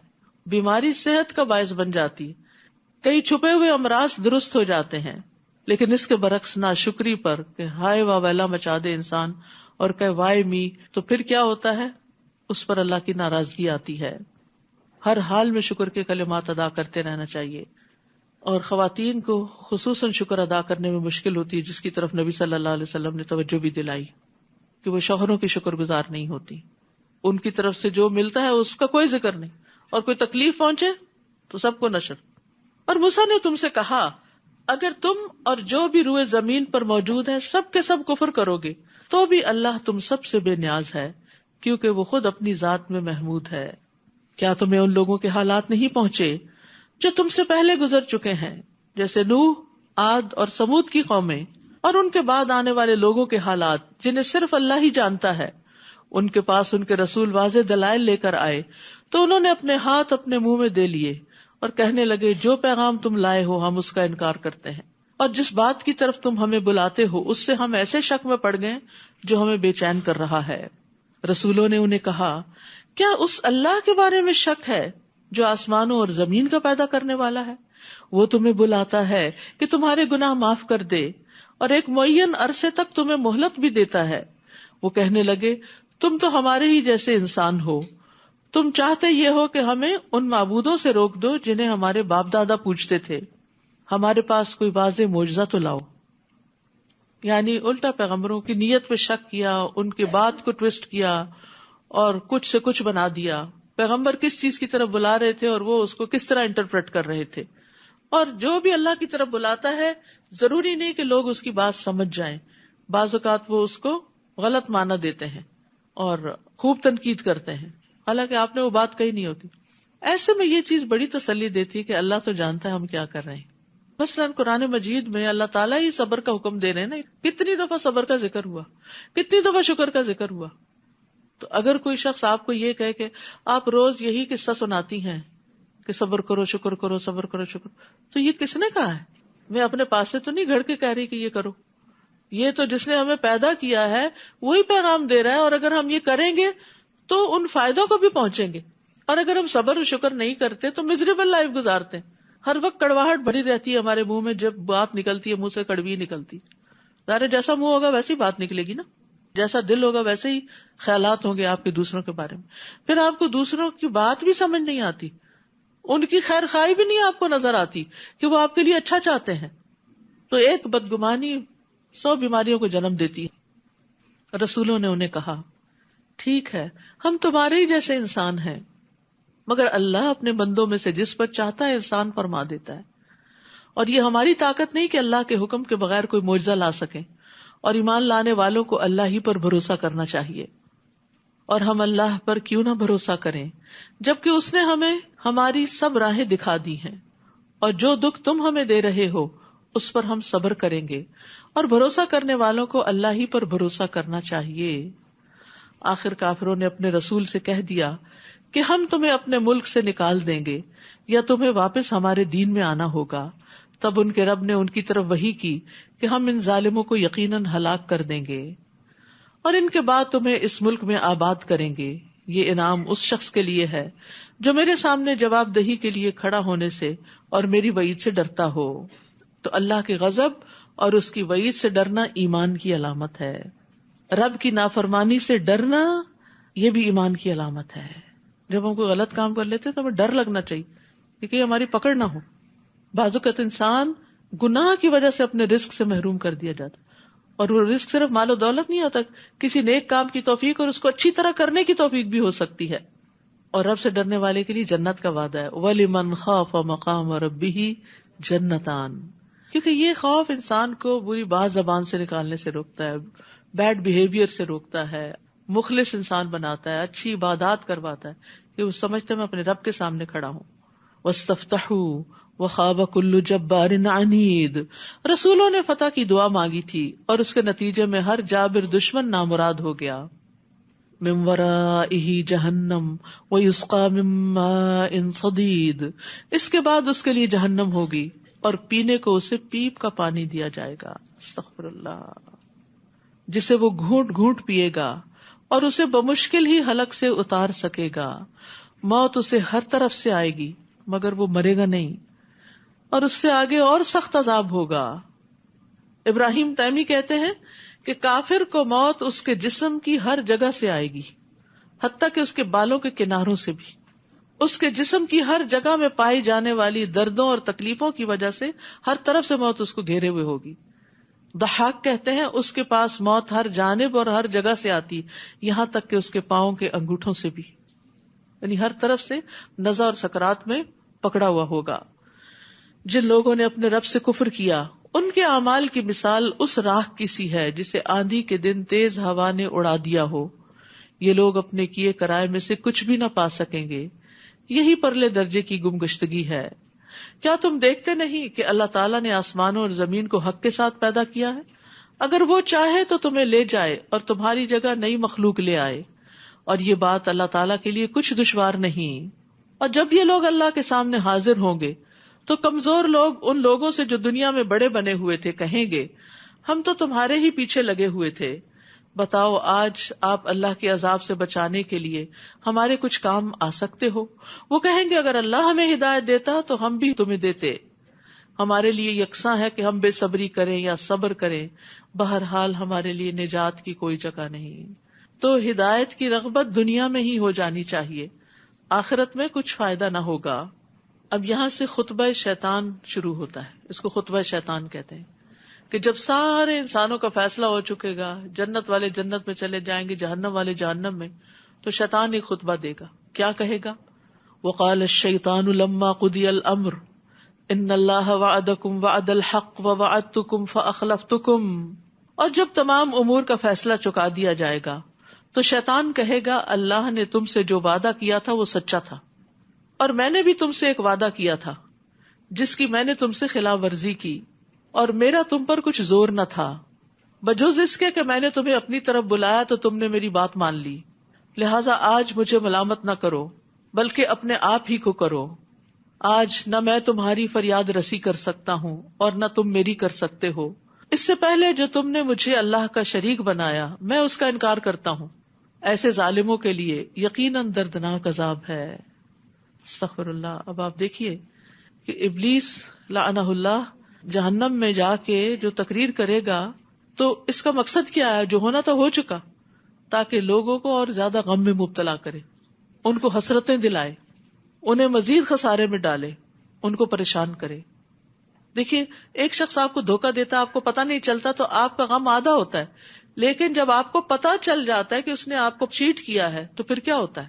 اور اگر وہ شخص بدتمیز ہو کر آپ کے منہ پہ آ کے بولنے لگے کہ میں نے کیا تمہارے ساتھ یہ، تو وہ اور زیادہ دکھی کر دیتا ہے انسان کو. یہاں شیطان کا یہی حال ہوگا کہ جو جرم وہ کرتا رہا اس کا اعلان اب اقرار کرے گا کہ ہاں میں نے کیا تھا یہ سب کچھ. تو یہ مجرم، یہ دشمن دنیا میں بھی دشمنی کر رہا ہے. ہر وہ راستہ جو اللہ کے راستے سے دور کرے وہ شیطان کا راستہ ہے. وہ بظاہر کتنا بھی خوشنما نظر آتا اس سے پرہیز کرنا چاہیے. وہ ادخل الذین آمنوا وعملوا الصالحات جنات تجری من تحتها الانہار خالدین فیہا باذن ربہم تحیتہم فیہا سلام. جو لوگ ایمان لائے اور نیک عمل کرتے رہے انہیں ایسے باغوں میں داخل کیا جائے گا جن میں نہریں بہ رہی ہیں، وہ اللہ کے حکم سے ان میں ہمیشہ رہیں گے، وہاں ان کی دعائے ملاقات سلام ہوگی. ہر کوئی ایک دوسرے سے ملاقات کے وقت سلام کرے گا. اللہ تعالیٰ اپنے بندوں کو سلام بھیجے گا، مومن بندے ایک دوسرے کو ملاقات پہ سلام کہیں گے، فرشتے صبح شام سلام کرنے آئیں گے، سلام ہی سلام کی پکار عام ہوگی. تو دنیا میں سلام نہیں کریں گے. آج ہماری نسلیں سلام بھولتی چلی جا رہی ہے، یو ہائے ادھر ادھر کی، اور اس میں وہ بھی فخر کرتے ہیں اور ہم بھی خوش ہوتے ہیں ان پر، اور ان کو سمجھاتے نہیں کہ کتنا بڑا فرق ہے، یہ کس راہ پہ چل پڑے. شیطان نے یہ کلمات ان کے لیے خوبصورت بنا دی ہیں جن کا کوئی مطلب ہی نہیں.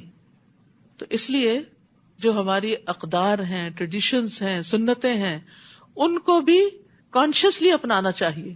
کسی کام کے شروع میں بسم اللہ کہنا، الحمدللہ کہنا، اللہ کا ذکر بلند آواز سے کرنا، کیونکہ وہ احساس کمتری کا شکار ہے نا، دوسری تہذیبوں سے متاثر ہے کہ وہ زیادہ ترقی یافتہ لوگوں کی باتیں ہیں اور مسلمان بیکورڈ ہیں، تو ان کے سارے طور طریقے بھی جو اللہ اور اس کے رسول نے بتایا وہ بھی شاید بیکورڈ ہیں. نہیں، کمپیریزن کر کے دکھائیں کہ کیا بہتر ہے اس میں سے. تو جنت سراسر سلامتی کی جگہ ہے جس کا آغاز مسلمان ہونے سے ہوتا ہے، اسلام لانے سے ہوتا ہے، اور سلامتی اور پیس کو عام کرنے سے ہوتا ہے. گھروں میں اپنی زبان اور ہاتھ سے دوسروں کو محفوظ رکھیں، گھر کے باہر، دوستوں میں، جہاں جس کے ساتھ مل کے کام کریں، اکٹھے سفر کریں، لین دین کریں، کسی بھی جگہ پر اپنے کولیگز ہیں، ان سب کے لیے آپ سلامتی کا پیغام بن جائیں کہ آپ کو دیکھیں تو انہیں تسلی ہو مجھے اس شخص سے کوئی خطرہ نہیں، مجھے اس شخص سے کوئی خوف نہیں. یہ امن کا پیغامبر ہے. افسوس یہ کہ آج مسلمانوں کی یہ شناخت گم ہو گئی. سلامتی کا پیغام ہماری پہچان ہے اور یہی سلامتی کا ذریعہ بنے گا. پھر فرمایا الم تر کیف ضرب اللہ مثلا کلمۃ طیبۃ کشجرۃ طیبۃ اصلها ثابت وفرعها فی السماء. آپ دیکھتے نہیں کہ اللہ تعالیٰ نے کلمہ طیبہ یعنی توحید کی کتنی عمدہ مثال بیان کی ہے، جیسے وہ ایک پاکیزہ درخت ہو. یہ کلمہ کیا ہے؟ جیسے ایک پاکیزہ درخت، عمدہ درخت، بہترین درخت جس کی جڑ زمین میں خوب جمی ہوئی ہو اور شاخیں آسمان سے باتیں کرتی ہوں، اور پھر وہ ہر آن اپنے پھل دیتا ہو. یہ کون سا درخت ہے؟ حدیث سے پتہ چلتا ہے کہ یہ کھجور کا درخت ہے. نبی صلی اللہ علیہ وسلم کے پاس کھجور کے درخت کا خوشہ لایا گیا تو آپ نے یہ آیت پڑھی، فرمایا کہ یہ مومن کی مثال ہے. تو درخت سے تشبیہ کیوں دی گئی؟ اس لیے کہ درخت اس وقت تک درخت نہیں بنتا جب تک اس میں تین چیزیں نہ پائی جائیں: مضبوط جڑ، سیدھا کھڑا ہونے والا تنا اور بلند شاخیں. اگر ان میں سے کوئی ایک چیز بھی نہیں تو وہ کھڑا ہی نہیں رہ سکتا. اسی طرح ایمان بھی تین چیزوں کے بغیر مکمل نہیں ہوتا. دل کی تصدیق کہ جڑیں دل میں جمی ہوئی ہیں، پکا یقین ہے کہ اللہ ایک ہے، رسول برحق ہیں، آخرت برحق ہے، مختلف جڑیں ہیں ادھر ادھر پھیلی ہوئی ہیں اور دل کو انہوں نے پوری طرح اپنے کنٹرول میں لیا ہوا ہے. دل کہیں ادھر ادھر مائل ہی نہیں ہوتا. زبان سے اقرار، اس کا اظہار، اور جسم سے عمل. تو ایمان کے تین حصے ہیں: تصدیق، اقرار اور عمل. دل سے تصدیق، زبان سے اقرار اور جسم سے، اعضاء سے، جوارح سے عمل. تؤتی اکلھا کل حین باذن ربھا. وہ اپنے رب کے حکم سے ہر آن پھل دے رہا ہے. Ever green. جس انسان کے دل میں ایمان جاگزیں ہو جاتا ہے، جس کی زبان مستقیم ہو جاتی ہے، جس کا عمل خوبصورت ہو جاتا ہے، وہ ہر وقت لوگوں کو فائدہ پہنچا رہا ہوتا ہے. ہر وقت آپ اس سے ملاقات کریں، آپ اس سے بات کریں، آپ اس سے کوئی سوال کریں، آپ اس سے کسی طرح کی کوئی مدد چاہیں، تو وہ آپ کو لیٹ ڈاؤن نہیں کرے گا. وہ اگر آپ کے کام آ گیا تو ٹھیک، نہ آ سکا تو کسی اور سے کہہ کے آپ کا کام کروا دے گا. اس کے اندر خیر ہی خیر ہوتی. وہ سوچتا بھی اچھا ہے دوسروں کے لیے، بولتا بھی اچھا ہے، چاہے سامنے ہو چاہے پیچھے ہو، اور اچھے کام بھی کرتا ہے. اور کل سے جو بات بڑی میرے دل پہ لگی وہ یہ تھی کہ خوبصورت عمل، خوشبودار اور اچھے انسان کی شکل میں انسان کے ساتھ ہوگا، قبر میں بھی اور حشر میں بھی. تو قبر میں تنہائی ہے، وحشت ہے، اس سے بڑا ڈر لگتا ہے نا کہ پتہ نہیں کیسی جگہ ہوگی. تو اس سے عمل کرنے کا شوق بڑھتا ہے کہ اچھا یہ عمل بڑھتا جائے گا، جتنا زیادہ عمل کریں گے اتنا ہی وہ خوبصورت ہوگا اور اتنا ہی وہ زیادہ بڑا ہوگا. تو انسان کا سارا غم چلا جائے گا. تو ہمیں سوچنا چاہیے کہ کیا ہم وہ درخت ہیں کہ جو ہر وقت پھل دے رہا ہے، یعنی اور نہیں کسی کو دیکھیں تو اسمائل ہی کر لیں، یہ بھی پھل دینا ہے، ایور گرین. باقی آپ دیکھیں سارے درخت خزاں میں جڑ جاتے ہیں، اور دیکھیں تو دل گھبراتا ہے ان کو کہ یہ کیا ہوا، سب کچھ لٹ گیا، لٹے پٹے ہوتے ہیں. لیکن کھجور کا درخت کسی موسم میں نہیں لٹتا، وہ گرین ہی رہتا ہے. اور پھر یہ تو مومن کی مثال ہے. اچھا ہمارا حال یہ ہوتا ہے جب اچھے دن ہو نا تو ہم خوش اخلاق ہوتے ہیں، اور ذرا تھکے میں ہو، ذرا بیمار ہو، یا کوئی ہمیں پریشان کر دے، پھر دیکھیں ہم کیا ہوتے ہیں، پھر ہمارے پھلوں کا سیزن ختم ہو جاتا ہے. کبھی دن کو اچھے ہوتے ہیں، رات کو اچھے نہیں ہوتے، کبھی رات کو اچھے ہوتے ہیں اور دن کو اچھے نہیں ہوتے. تو اب آ رہی ہیں دن کی عبادتیں بھی اور رات کی عبادتیں بھی. اللہ ہمیں توفیق دے دے اور قبول کر لے. تو مومن کے نیک اعمال رات اور دن ہر موقع پر ہر وقت اس کو بلند کرتے رہتے ہیں. اور گندے کلمے شرک کی مثال ایک خراب درخت کی طرح ہے جسے زمین کی سطح سے ہی اکھاڑ پھینکا جائے اور اسے کچھ استحکام نہ ہو. جو جڑی بوٹیاں سی ہوتی ہیں جو زمین میں پھیلی ہوتی ہیں کانٹوں والی، جو بھی گزرے اس کو پکڑ لیتی. جو لوگ ایمان لائے اللہ انہیں اس قول ثابت کلمہ طیبہ سے دنیا کی زندگی میں بھی ثابت قدم رکھتا ہے. دنیا میں ان کو استقامت نصیب ہوتی ہے، اچھے کام کرتے رہتے ہیں، اور آخرت میں بھی رکھے گا. اور جو ظالم ہے اللہ انہیں بھٹکا دیتا ہے، اور اللہ وہی کرتا ہے جو چاہتا ہے. نبی صلی اللہ علیہ وسلم نے فرمایا مومن جب اپنی قبر میں بٹھایا جاتا ہے تو اس کے پاس فرشتے آتے ہیں، پھر وہ شہادت دیتا ہے کہ اللہ کے سوا کوئی معبود نہیں اور بے شک محمد صلی اللہ علیہ وسلم اللہ کے رسول ہیں. تو یہ اللہ کے اس فرمان کی تعبیر ہے یثبت اللہ الذین آمنوا بالقول الثابت فی الحیات الدنیا وفی الآخرہ، اور آخرت کی پہلی منزل قبر ہے. لیکن جو ظالم ہیں ان کو اللہ تعالی حق بات سے محروم رکھے گا. وَيُضِلُّ اللَّهُ الظَّالِمِينَ وَيَفْعَلُ اللَّهُ مَا يَشَاءُ، اور اللہ جو چاہتا ہے کرتا ہے. یعنی ظالموں کو ان کی قبروں میں یہ کلمہ نصیب نہیں ہوگا، وہ صحیح جواب نہیں دے سکیں گے. حدیث میں آتا ہے، طویل حدیث کا حصہ ہے، وہ آپ نے موت کا ذکر کیا اور فرمایا کافر کی روح اس کے جسم میں لوٹائی جاتی ہے، دو فرشتے اس کے پاس آتے ہیں، اسے اٹھا بٹھاتے ہیں، اس سے پوچھتے ہیں تیرا رب کون ہے؟ وہ کہتا ہاں لا ادری، مجھے نہیں پتا. پھر اس سے پوچھتے ہیں وہ کون ہے جو تمہیں مبعوث کیا گیا؟ وہ کہتا ہے ہاں مجھے نہیں پتا. تو منادی کرنے والا آسمان سے ندا دیتا ہے. پھر دین کے بارے میں پوچھتے تو یہی جواب دیتا ہے. تو وہ آسمان سے ندا دیتا ہے کہ اس نے جھوٹ کہا، اس کے لیے آگ کا بستر بچھا دو، اسے آگ کا لباس پہنا دو اور دوزخ کی طرف دروازہ کھول دو. پھر فرمایا جہنم کی طرف سے اسے تپش اور سخت گرم ہوا آنے لگتی ہے. قبر کو تنگ کر دیا جاتا ہے یہاں تک کہ پسلیاں ایک دوسرے کے اندر گھس جاتی ہیں. پھر اس پر اندھا گنگا فرشتہ مقرر کر دیا جاتا ہے جس کے پاس لوہے کا ایسا بھاری گرز ہوتا ہے کہ اسے پہاڑ پہ مارا جائے تو پہاڑ مٹی مٹی ہو جائے.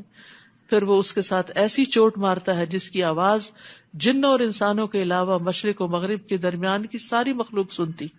پھر وہ مٹی مٹی ہو جاتا ہے، ریزہ ریزہ ہو جاتا ہے. آپ نے فرمایا پھر روح لوٹائی جاتی ہے، پھر یہ پروسیس شروع ہوتا ہے. اللہ تعالیٰ ہم سب کو اس سے محفوظ رکھے. اور منافق کے ساتھ بھی یہی ہوتا ہے. کیا آپ نے ان لوگوں کی حالت پر غور نہیں کیا جنہوں نے اللہ کی نعمت یعنی ایمان کو کفر سے بدل ڈالا اور اپنی قوم کو ہلاکت کے گھر جا اتارا، جو جہنم ہے جس میں وہ داخل ہوں گے اور وہ بہت بری قیام گاہ ہے. ان لوگوں نے اللہ کے کئی ہمسر بنا ڈالے تاکہ لوگوں کو اس کی راہ سے بھٹکا دیں. آپ ان سے کہیے مزے اڑا لو، آخر تمہیں دوزخ کی طرف ہی لوٹنا ہے. قل لعبادی الذین آمنوا یقیموا الصلاة وینفقوا مما رزقناہم سرا وعلانیہ من قبل ان یأتی یوم لا بیع فیہ ولا خلال. اے نبی میرے ان بندوں کو جو ایمان لائے ہیں کہہ دیجئے کہ وہ نماز قائم کریں اور جو کچھ ہم نے انہیں دے رکھا ہے اس میں سے پوشیدہ اور اعلانیہ خرچ کیا کریں، قبل اس کے کہ وہ دن آ جائے جس میں نہ خرید و فروخت ہوگی اور نہ دوستی کام آئے گی۔ تو آپ دیکھ رہے ہیں کہ کم و بیش روزانہ صدقے کی بات ہوتی ہے۔ کل کسی نے مجھ سے پوچھا کہ ہر روز تو کوئی لینے والا نہیں ہوتا تو کیا کریں، تو اس میں یہ ہے کہ آپ اپنے گھر میں ہی صدقہ باکس بنا لیں اور ہر روز اس میں ڈالتے جائیں، ہفتے کے ہفتے، رات کو، دن کو، جب کبھی مسجد جائیں ساتھ لے جائیں، اور اس میں آپ دیکھیے جس بھی چیز پہ آپ خرچ کرتے ہیں وہ صدقہ ہی کہلاتا ہے۔ کوئی صدقہ جاریہ ہوتا ہے جو تعلیم وغیرہ پہ خرچ کیا جاتا ہے، اور کوئی فقراء اور مساکین کو کھلانے اور ان کی ضروریات پوری کرنے کے کام آتا ہے۔ تو ہمیں اللہ کے راستے میں دے دینا چاہیے اور ہمیں ملے گا اجر ہماری نیت کے مطابق۔ حضرت عائشہ اور حضرت اسماء دونوں کا طریقہ مختلف تھا۔ ایک ان میں سے وہ تھی جن کے پاس جو آتا بس فوراً نکال دیتی، اور دوسری جمع کرتی رہتی، جب کوئی ایک سرٹن اماؤنٹ جمع ہو جاتی کچھ قابل ذکر تو پھر اکٹھا دیتی۔ کل عبادی، اللہ کہتے ہیں میرے بندوں سے کہیے، تو کیا ہم اللہ کے بندے نہیں بنیں گے کہ اللہ میں تیری بندی ہوں؟ اگر اللہ کی بندی ہے تو پھر اللہ نے جو کہا ہے وہ کرے۔ نمبر 1 اقامت صلاۃ، اور نمبر 2 جو ہم نے رزق دیا ہے اس میں سے چھپا کے بھی خرچ کریں اور کبھی دکھا کے بھی۔ جیسے گھر میں بچوں کو سمجھانا ہے، بتانا ہے، تو ان کے سامنے خود بھی ڈبے میں ڈالیں اور ان سے بھی ڈلوائیں۔ خاص طور پر کیش وغیرہ اب تو مشکل ہی ہوگی نا، ہر چیز کارڈز پہ چل رہی، چینج ہوتا ہی نہیں، رکھنا ہی نہیں چاہتے کیونکہ بیگ بھاری ہو جاتا ہے۔ تو اب وہ پہلے جو گھروں میں پورے باکسز بھر جاتے تھے کوائنز سے، اب وہ سلسلہ بھی نہ ہونے کے برابر ہو گیا۔ لیکن کچھ بھی کرے انسان اپنے ہاتھ سے اپنے آگے کے لیے دے تاکہ اگلی منزلیں آسان ہوں۔ موت کے وقت اگر انسان سے پوچھا جائے کہ تم کیا کرنا چاہو گے تو وہ کہے گا مجھے دنیا میں بھیجے، میں ذرا صدقہ کر کے آ جاؤں۔ وہ یہ نہیں کہے گا میں نماز پڑھوں یا کچھ اور کروں، صدقہ کر لوں۔ اللہ وہ ہے جس نے آسمانوں اور زمین کو پیدا کیا اور آسمان سے پانی برسایا اور اس پانی سے تمہارے کھانے کو پھل پیدا کیے، نیز تمہارے لیے کشتی کو مسخر کیا کہ اس کے حکم سے سمندر میں رواں ہو، اور دریاؤں کو بھی تمہارے لیے مسخر کر دیا، اور تمہاری خاطر سورج اور چاند کو کام پہ لگا دیا جو لگاتار چل رہے ہیں، رکتے ہی نہیں، تھکتے ہی نہیں، اور رات اور دن کو بھی تمہاری خاطر کام پہ لگا دیا۔ سبحان اللہ، خود بخود رات آ جاتی ہے، ہمیں لانی نہیں پڑتی، کرٹن نیچے کرنے پڑتے ہیں لیکن رات خود ہی آ جاتی۔ اگر رات بھی لانی پڑتی سونے کے لیے تو پتہ نہیں کب لاتے اور کب اسے پھر چھوڑتے بھی ہاتھ سے۔ یہ تو شکر ہے اللہ نے اپنے ہاتھ میں رکھا۔ اور جو کچھ بھی تم نے اللہ سے مانگا اس نے وہ تمہیں دیا، اور اگر اللہ کی نعمتیں گننا چاہو تو اس کا کبھی حساب نہ رکھ سکو گے، گن ہی نہیں سکتے، کیونکہ بہت سی تو ہمیں معلوم ہی نہیں۔ انسان تو ہے ہی بے انصاف اور ناشکرا۔ اور یاد کرو جب ابراہیم نے دعا کی تھی، اے میرے رب اس شہر مکہ کو پرامن بنا دے اور مجھے بھی اور میری اولاد کو بھی اس بات سے بچائے رکھنا کہ ہم بتوں کی پوجا کریں۔ توحید پر اس شہر کی بنیاد رکھی جا رہی ہے اور ڈر ہے شرک کا۔ ہمیں کبھی شرک سے ڈر ہی نہیں لگا اور بچوں کے لیے بھی نہیں لگتا۔ اے میرے رب ان معبودوں نے تو بہت سے لوگوں کو گمراہ کر دیا۔ وہ پچھلا ان کو یاد تھا نا جو ان کے والد اور ان کی پوری قوم کر رہی تھی۔ لہٰذا جس نے میری پیروی کی وہ یقیناً میرا ہے۔ باپ سے رشتہ ختم ہو چکا ہے، وہ نسبی رشتہ تھا، اب میرا کون ہے جو میرے دین پر ہوگا۔ اور جس نے میری نافرمانی کی سو تو معاف کرنے والا، رحم کرنے والا ہے۔ انبیاء کا اخلاق کیا ہے کہ وہ نافرمانوں کے لیے بھی دعا کرتے ہیں۔ جیسے حضرت ابو ہریرہ نے کہا کہ اے اللہ کے رسول، دوس نے نافرمانی کی ہے، تو پھر آپ نے ان کے لیے دعا کی تھی، اللہم اہد دوسا وأت بہم ربنا انی اسکنت من ذریتی بواد غیر ذی زرع عند بیتک المحرم۔ اے میرے رب میں نے اپنی اولاد کے ایک حصے کو تیرے قابل احترام گھر کے پاس ایسے میدان میں لا بسایا جہاں کوئی کھیتی نہیں۔ ہم اپنے بچوں کو کہاں سیٹل کرنا چاہتے ہیں جہاں وہ ہم سے بھی بہتر زندگی بسر کر سکے؟ اور ابراہیم علیہ السلام نے اللہ کی خاطر بچوں کو کہاں لا بٹایا؟ جہاں دنیا نہیں تھی، تاکہ وہ نماز قائم کریں۔ اے رب بعض لوگوں کے دلوں کو ان کی طرف مائل کر دے اور انہیں کھانے کو پھل مہیا کر دے۔ توقع ہے کہ یہ شکر گزار رہیں گے۔ محبتوں کی دعا بھی کی کہ لوگوں کے دل ان کی طرف مائل کر دے، اور کھانے کے لیے بھی بہترین چیز مانگی تو ربنا آتنا فی الدنیا حسنہ۔ بے شک آپ دین کے لیے قربانیاں کریں لیکن حسنہ مانگتے رہیں، یعنی کہ اپنے آپ کو مشقتوں میں ہی رکھنا پسند کریں، لیکن اللہ کی خاطر اگر قربانی کرنی پڑے، کبھی نعمتیں اور آرام چھوڑنے پڑے تو خوشی سے چھوڑ بھی دیں۔ اے رب جو کچھ ہم چھپاتے ہیں یا ظاہر کرتے ہیں تو سب کچھ جانتا ہے. زمین و آسمان میں کوئی چیز ایسی نہیں جو اللہ سے چھپی ہوئی ہو. اس اللہ کا شکر ہے جس نے مجھے بڑھاپے میں اسماعیل اور اسحاق عطا کیے. بلا شبہ میرا رب دعا سنتا ہے. رب اجعلنی مقیم الصلاۃ ومن ذریتی ربنا وتقبل دعاء ربنا اغفر لی ولوالدی وللمؤمنین یوم یقوم الحساب. اے رب مجھے بھی اور میری اولاد کو بھی نماز قائم رکھنے والا بنا. اے رب میری یہ دعا قبول فرما. اے رب مجھے اور میرے والدین اور سارے مومنوں کو اس دن معاف کر دینا جب حساب لیا جائے گا. مومنوں یہ کبھی خیال نہ کرنا کہ ظالم جو کچھ کر رہے ہیں اللہ ان سے بے خبر ہے. وہ تو انہیں اس دن کے لیے مہلت دے رہا ہے جس دن نگاہیں پھٹی کی پھٹی رہ جائیں گی. وہ یوں اپنے سر اٹھائے اور سامنے نظریں جمائے دوڑے جا رہے ہوں گے کہ ان کی نگاہیں ان کی اپنی طرف بھی نہ مڑ سکیں گی اور دل گھبراہٹ کی وجہ سے اڑے جا رہے ہوں گے. یعنی جہنم کی ہولناکی آنکھ نہ جھپکنے دے گی. شدید گھبراہٹ کی کیفیت ہوگی اور ان کے دل سمجھ سے بالا ہوں گے, شعور سے خالی ہوں گے. افئدتہم ہوا. اے نبی آپ لوگوں کو اس دن سے ڈرائیے جب عذاب انہیں آ لے گا تو اس دن ظالم کہیں گے اے ہمارے رب ہمیں تھوڑی سی مدت اور مہلت اور دے دے, ہم تیری دعوت کو قبول کریں گے, تیرے رسولوں کی پیروی کریں گے. اللہ تعالیٰ انہیں جواب دے گا کیا تم وہی لوگ نہیں ہو جو اس سے پہلے یہ قسمیں کھایا کرتے تھے کہ تمہیں کبھی زوال ہی نہیں آئے گا. یعنی نعمتیں پا کر تم اکڑ گئے تھے اور تم سمجھتے تھے یہ کبھی ٹلنے والی نہیں. حالانکہ تم ایسے لوگوں کی بستیوں میں آباد ہوئے تھے جنہوں نے اپنے آپ پر ظلم کیا تھا اور تم پر یہ بھی واضح ہو چکا تھا کہ ان سے ہم نے کیا سلوک کیا تھا اور تمہارے لیے ان کی مثالیں بھی بیان کر دی تھی. لیکن کیا ہوا, تم نے ان سے کوئی سبق نہ لیا. ان لوگوں نے حق کے خلاف خوب چالیں چلی حالانکہ ان کی چالوں کا توڑ اللہ کے پاس موجود تھا.